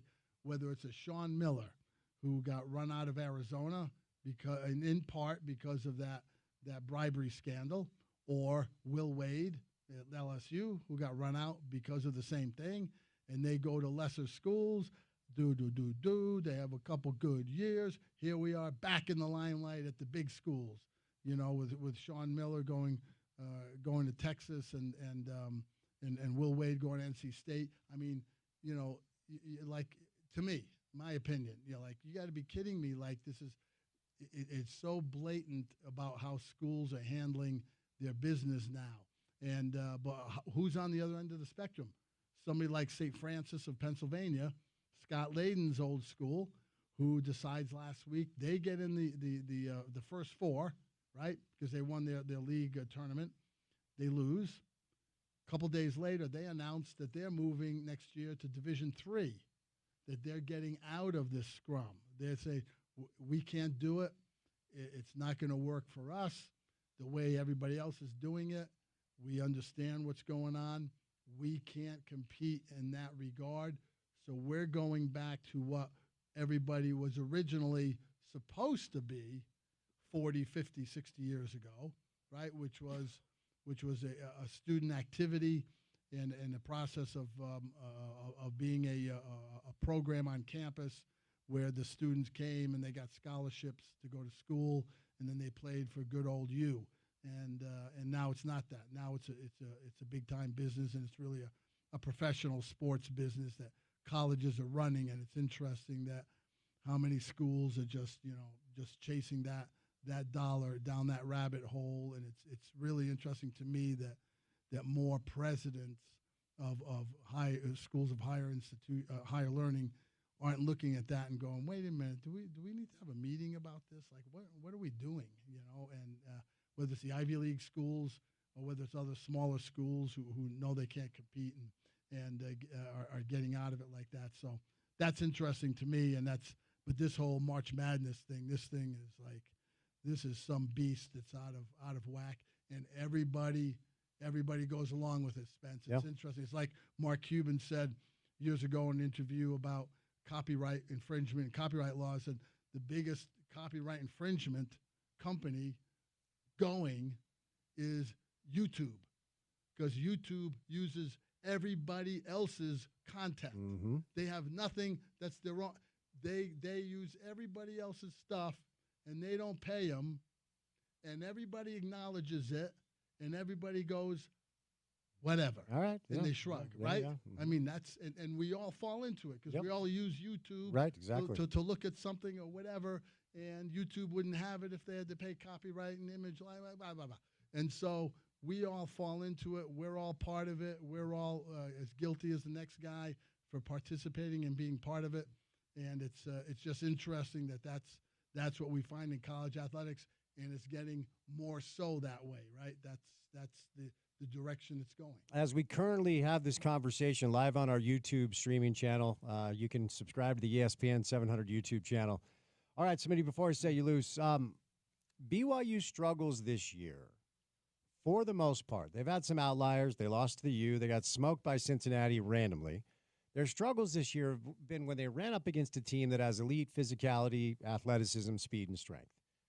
That's kind of who Bama is. Bama's not Houston physical, but they're faster than Houston. They play with the best pace in college basketball. They're the fastest team in college basketball. I don't know what you think about the Sears kid, but he's a really seasoned veteran college basketball point guard. They were in the Final Four a year ago. They lost a great game to UConn. When you look at the numbers, these two teams are similar. They want to get up and down. They want to score. Alabama's a 5.5-point favorite. Where Alabama excels, where BYU does not, is Alabama guards the three a little bit better than BYU. BYU is one of the worst defensive teams at guarding the three, and Bama likes to shoot the three. Bama's a great offensive rebounding team. Bakeda, Fus Traore, BYU's got some athletic bigs that might be able to hang. How do they get it done? And do you think they can? As BYU takes on Bama in just about 40 minutes from right now. Yeah, I think. Well, if BYU is going to win and they're going to be in it at the end, they're going to have to shoot the ball. That's what they rely on the whole season. So they can't get away from that. You can't shy away and try and change your game plan. Now, this is what got you here. This is what the girl you brought to the dance. That's who you're dancing with. So they've got to be able to shoot the three. They've got to be able to get good looks that they're comfortable with, and they've got to make their share. They've got to make 11, 12, 13 threes during the course of the game and get in a flow that they feel comfortable doing that with. The other thing for them is, Alabama is so athletic, can attack them. They've got to have a better transition defense to slow it down, to get in some kind of a rhythm defensively for BYU. But then if they get into a clutch game, which is in the college 3 points or less with 2 minutes to go, BYU has to handle it better than they did against Wisconsin. They did not do a good job at the end. Wisconsin, they had a big enough cushion. They were able to survive it, barely. But they have to be able to handle it better, and they're going to have to rely on their key guys, Saunders and Demon. And then usually when you have a game like this deep in the tournament, Spence, someone else shows up and has the game of the year for them.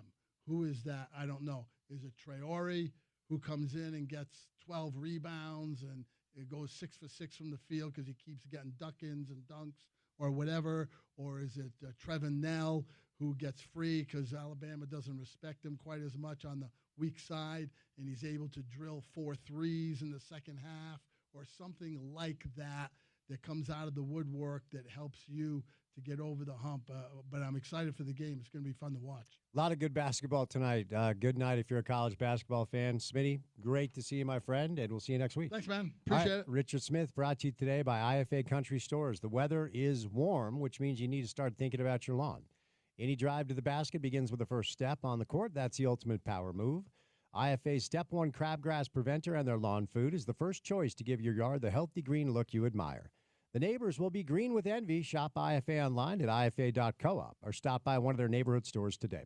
All right, we'll catch a quick break. Going to bring in our friends from Handy and Handy for a little sports court coming up. Then we'll launch into the 5 o'clock hour of the drive, which includes Mark Harlan right here on ESPN 700.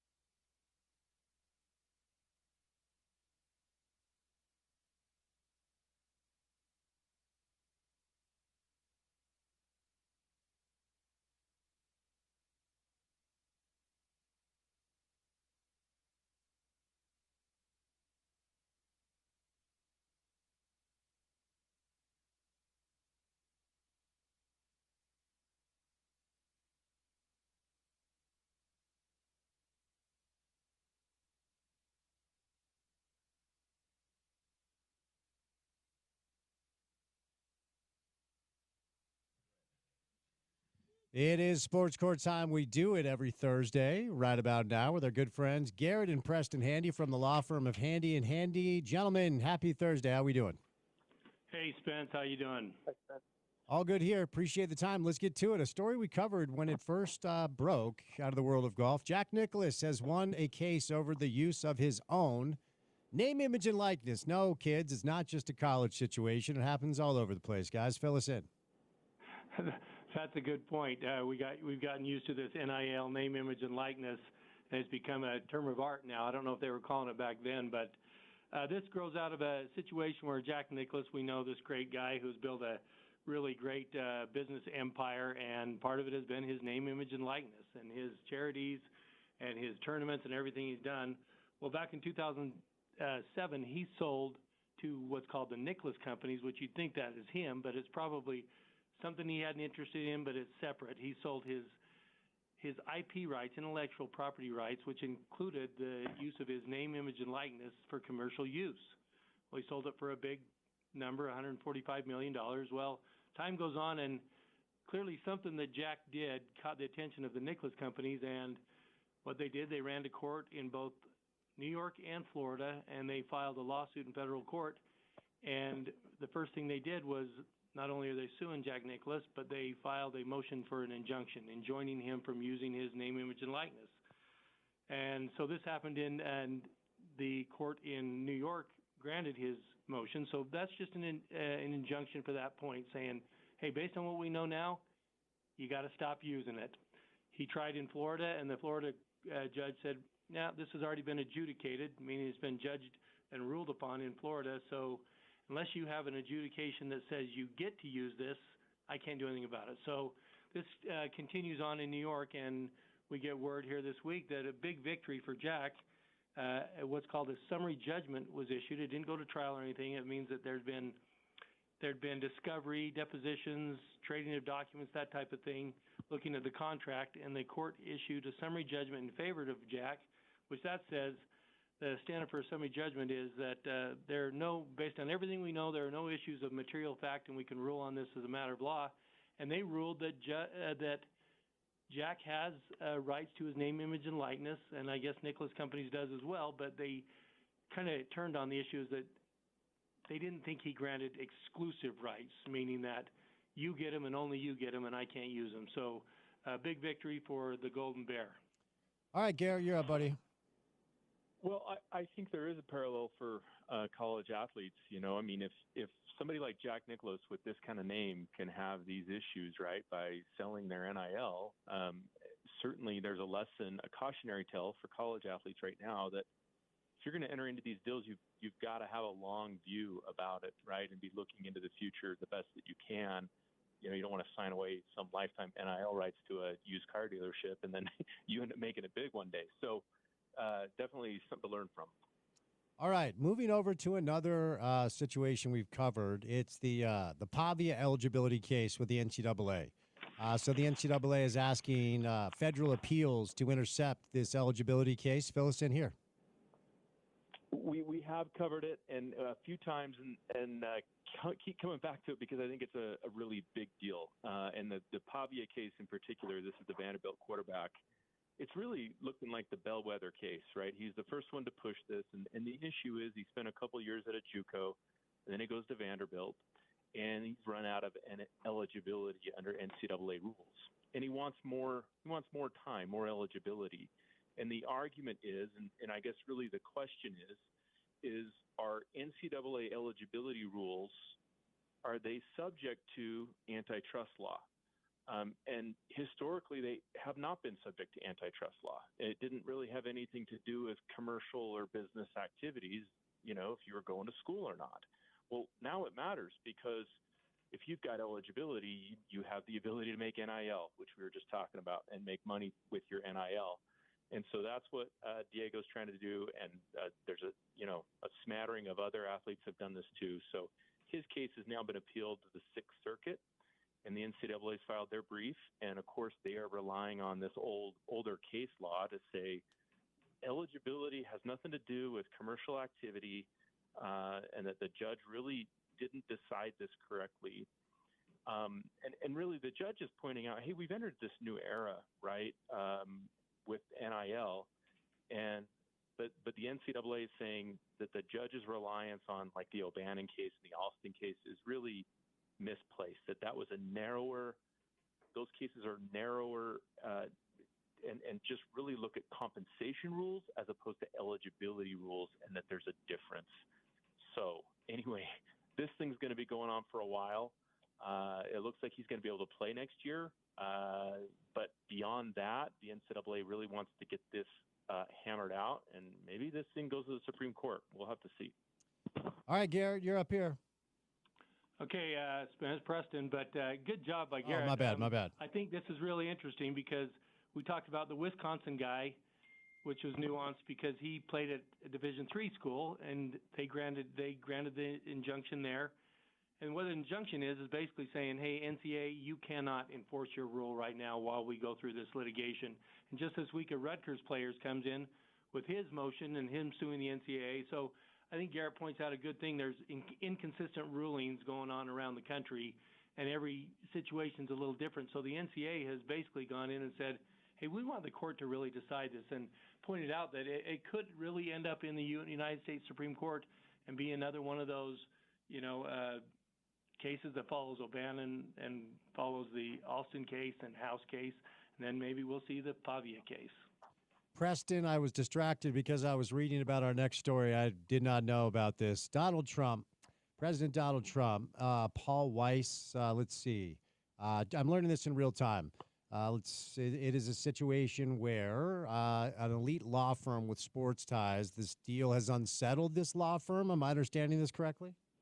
Well, let me try it. It's a little confusing. I saw it and I thought, well, this is a little interesting for sports court. But what we have here is we have a group, Paul, Weiss, Rifkind, Wharton, and Garrison. And no, that's not the offensive line for some team in the NFL. This is a high-powered law firm who's involved in all kinds of international stuff. They do everything, full-service law firm. But one thing they do, and this is why we're talking about sports court, is because they have been involved in some very high-profile sports cases. Some of those they represent the NFL in the Deflate case and the Tom Brady case. They're representing the NFL in the Brian Flores case against the NFL, and also our guy John Gruden against the NFL. So they're heavily involved in sports cases. Well, one thing they're also involved in is one of the partners there was involved in a prosecution of a case against our guy, President Trump. Well, President Trump, and one of the other things that Paul Weiss law firm does is they have security clearance at the White House. Well, recently, Donald Trump had issued an executive order which limited the Paul Weiss firm, their access to government buildings and heightened government things like that, which was really going to affect their practice. Well, we come to find out now that this executive order has been lifted by President Trump. And what it reports here is that Trump and Paul Weiss' firm, the chairman, have struck a deal in which the firm agreed to drop DEI practices and dedicate the equivalent of $40 million in pro bono legal services to administrative initiatives. And that's, to me, kind of strange that a law firm entered into an agreement, but what they wanted is they wanted this ban lifted. And they've come under fire from a lot of other law firms that have come out and said, hey, we wouldn't have done that. This is kind of a sellout. You're into this agreement. Why don't you stand on principles that we think that you believe in and that type of thing? So just an interesting spin here on Sport Court. Garrett, my friend, you're up here. Well, it's disappointing, right, that they caved, and I think it sets a bad tone for law firms and lawyers to be able to represent the clients and causes that they believe in without fear of retribution, political retribution, which is really what this is. So I don't like it. Color me shocked. Moving on. Xavier Worthy, this guy cannot stay out of trouble. He's suing a woman who's accused him of assault. So fill us in here. Yeah, wide receiver for the Chiefs. And so, he's filed a civil suit now against his former girlfriend. She had accused him of assault, and he'd been arrested. The DA investigated it and found that there just wasn't enough evidence or whatever after speaking to some witnesses. So the case is dropped. But now he's gone on the offensive, right? And so he's filed this civil suit, and it really involves He's saying, well, no, you assaulted me. You pulled out my hair and attacked me and then wrecked my house. And so it's a property damage claim, but it's also, I think this is an effort to try to clear his name and be able to tell his story. He says that she destroyed his game room, stole a handgun, $30,000 in cash, some jewelry, and the keys to the Rolls Royce. So, again, he's I think just trying to clear his name with this civil suit. Preston, my friend, you're up.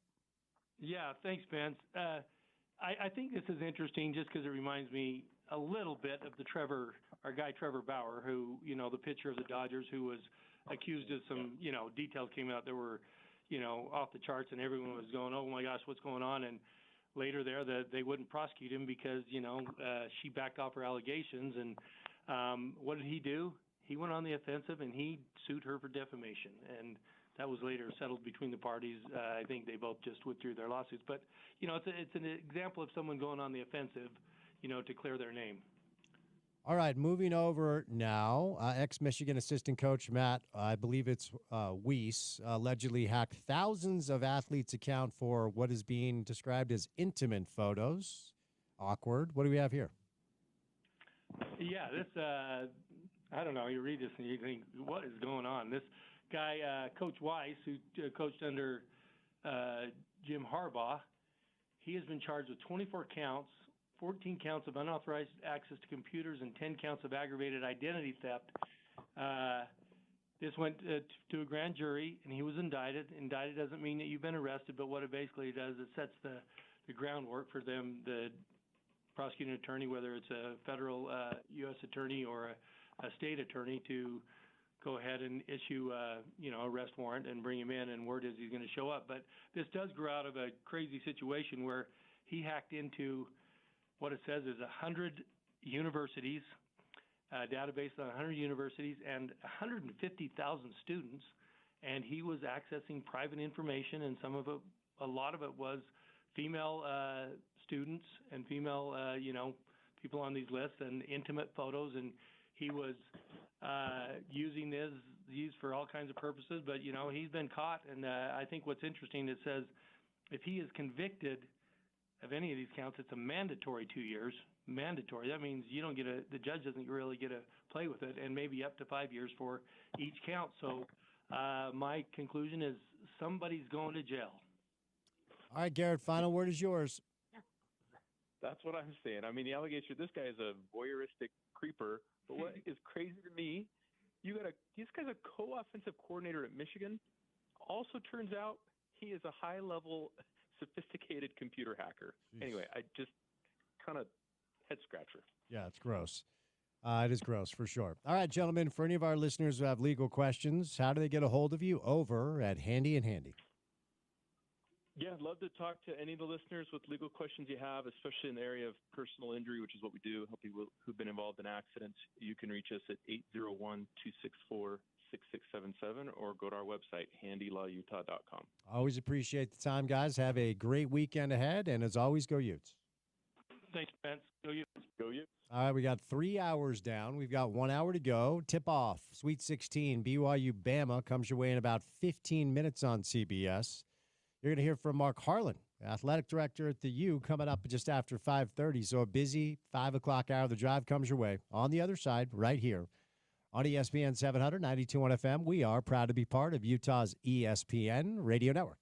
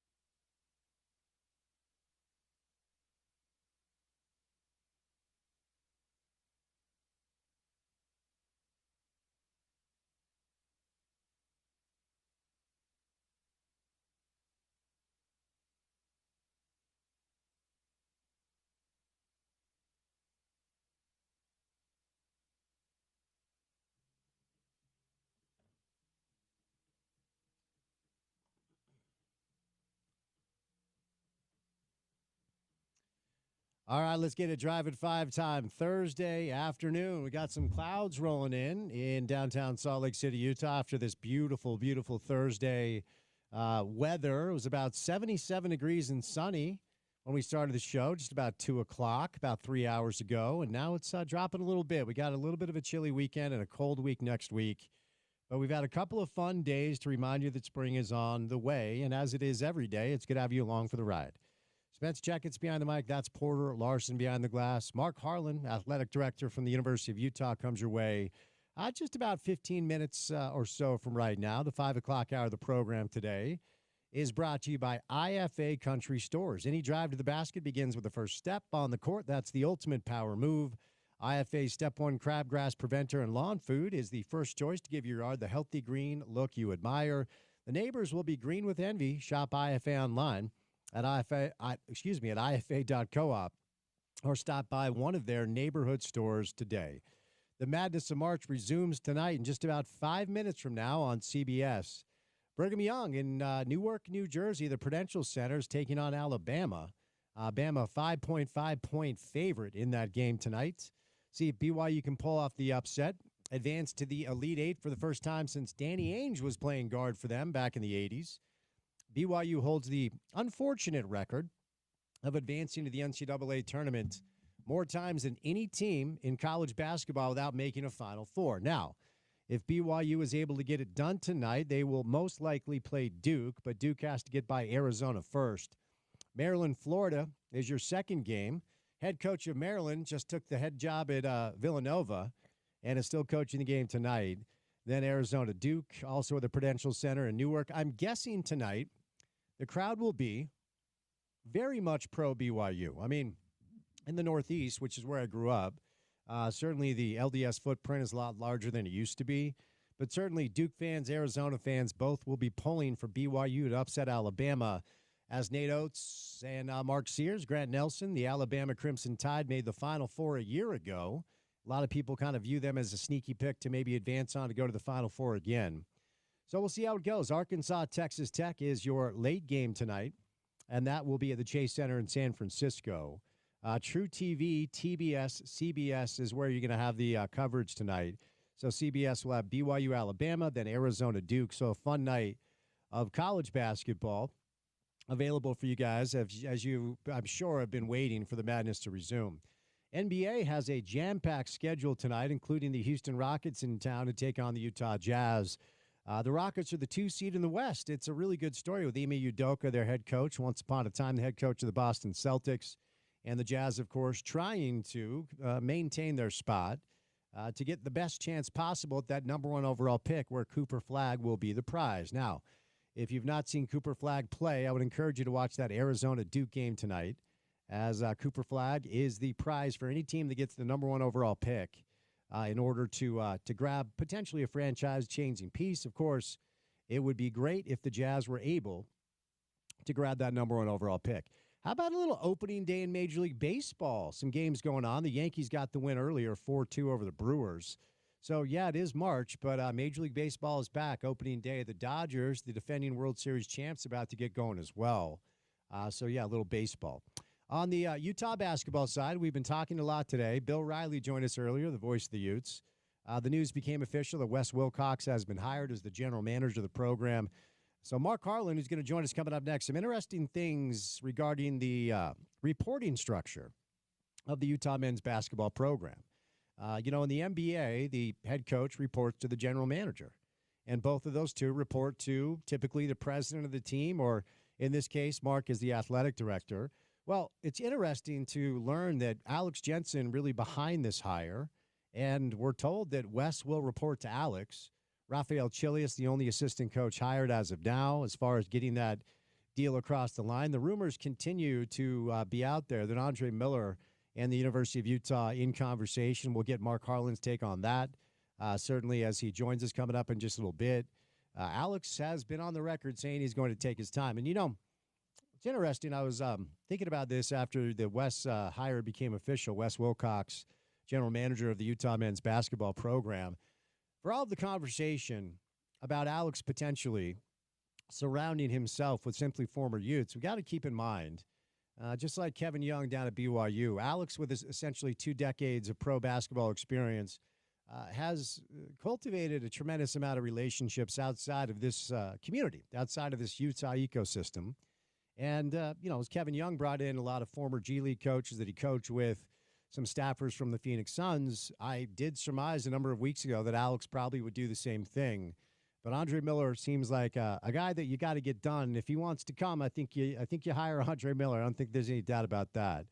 But 2 hires in the book so far for the Utah men's basketball program, and both those hires come from Alex's experience in the world of pro basketball in the NBA. So as this continues to unfold and his staff continues to take shape, we will bring you all the up-to-date news that we have as your home of the Utes. Of course, spring football rolling along. If you guys are looking for spring football sound, if you want to hear from Coach Witt or Jason Beck or Morgan Scally, any of the coaches, any of the players that have been interviewed so far, all of that sound is up for your disposal at ESPN700sports.com is where you find it.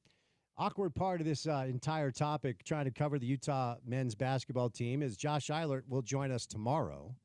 Josh is still coaching the team, and the team still has games to play. They're playing the College Basketball Crown, which will get rolling on Monday of next week against Butler at 1 o'clock. And how about some breaking news? We are taking The Drive, this little radio show, on the road to Las Vegas. We will be in Vegas for the College Basketball Crown.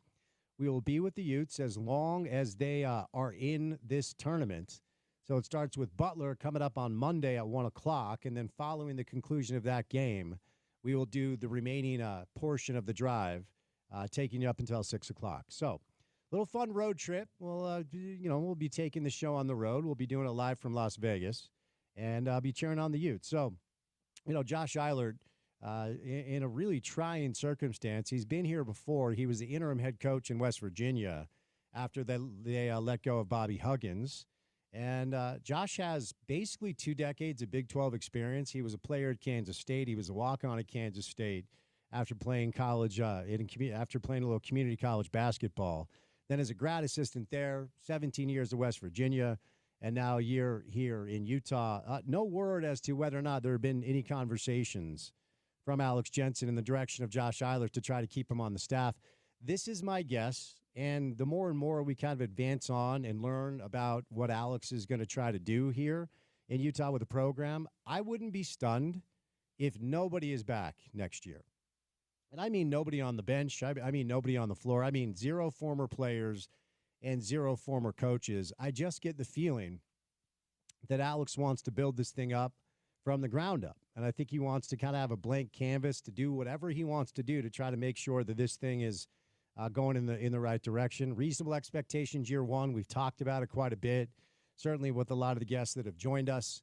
If you're a top 6 or 7 team in the Big 12, you're an NCAA tournament team. Is that fair to expect from Alex year one?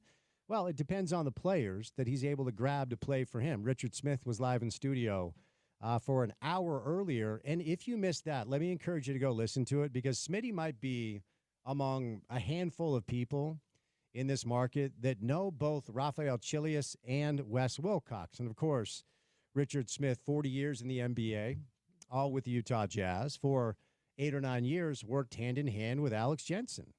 Watching Alex Jensen, help develop Rudy Gobert and work with Walker Kessler and be one of the premier developmental coaches in all of pro basketball. So when Smitty joined us earlier, we talked a lot about what you, as a Utah Athletics fan, with you as a Utah basketball fan, what you should know about Wes Wilcox and Rafael Chilius, the 2 hires that Alex has made so far. So some good insight there from Richard Smith. ESPN700sports.com, as you covered, of course, our podcast page as well. So we're about ready for tip-off. BYU, Alabama. The Sweet 16 gets rolling tonight, so it's a fun night of basketball, both in the college and the pro level. We will catch a quick break, but all of these topics and more, we'll do some spring football, we'll do some Utah basketball, and we'll learn about the process that landed Mark Harlan on Alex Jensen as the hire for the next men's basketball coach, as Mark Harlan joins us coming up on the other side of a Thursday Drive right here on ESPN 700.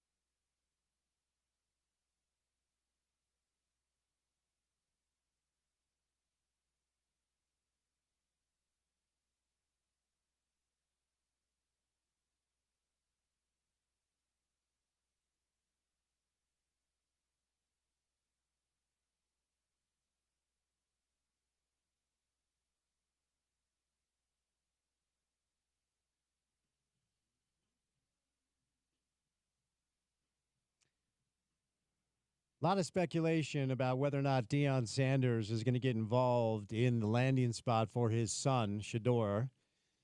Deion gave an interview today where he said he will be happy with wherever Shedeur Sanders is drafted. NFL draft less than a month away. Skip Bayless is still doing media. I didn't know that. It was on the Skip Bayless show today. Quote, Shedeur has told me he's talked to me intently about all the visits he's had with all the teams, so I know where his heart is. I know where he wants to go. If it's New York, if it's Tennessee, Cleveland, Raiders, if it's New Orleans, any of these teams that are seeking a quarterback, I'm happy with it because I know what he's going to mean to the organization. Does that mean he wants to go to New York?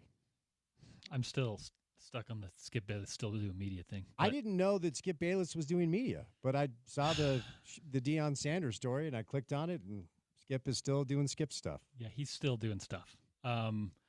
I don't know, man. I think that we hear a lot about this pre-draft, not every year, but most years, and then it's only really come to fruition. I want to say like Phillip Rivers, Eli Manning scenario. John Elway. Yeah, John Elway for Got sure. it, though.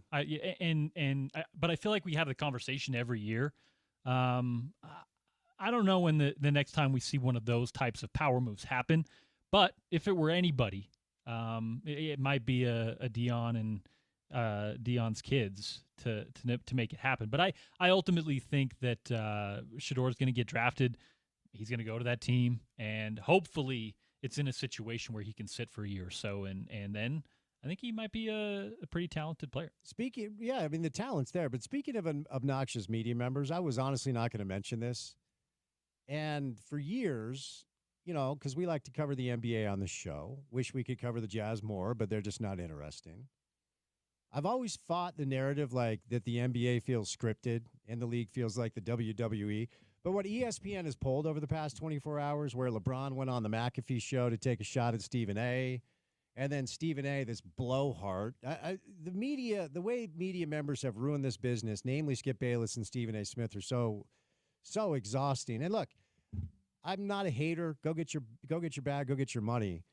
But this feels scripted to me.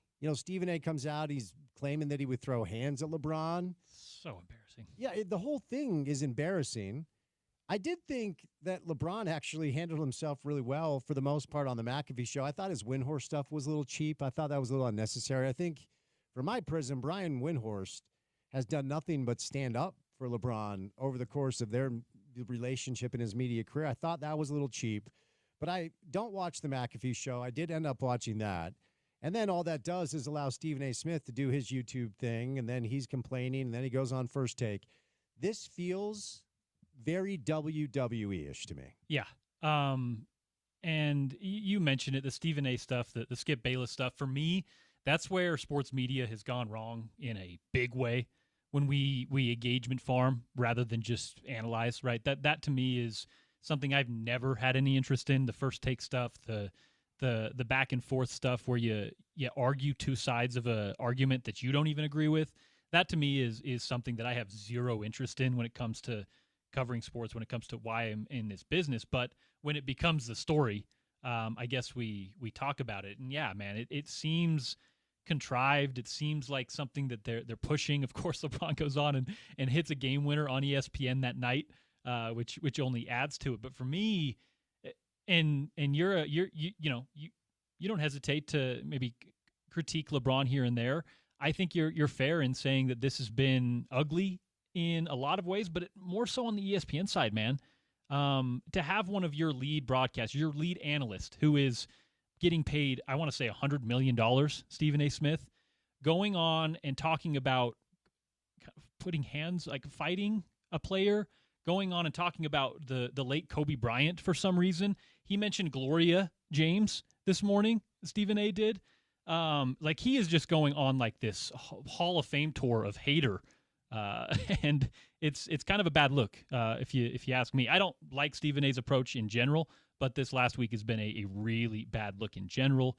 The Windhorst stuff, we haven't heard his name brought up in those scenarios at all, because for 20 years he just goes about covering LeBron and doing his job, and we don't get the pushback because there's none there.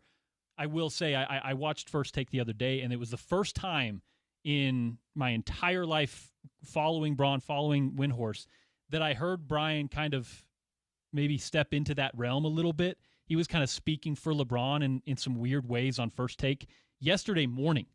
So to hear LeBron go and mention Brian by name, I think it was directly connected to the interview he did on ESPN the other morning. But yeah, like you said, I think a lot of it's contrived. A lot of it's seems like an ESPN thing. And I know it's the flagship. We have broadcast partnerships there, but man, I hate it. I think it's something we have to get away from, and unfortunately, we're not getting away from.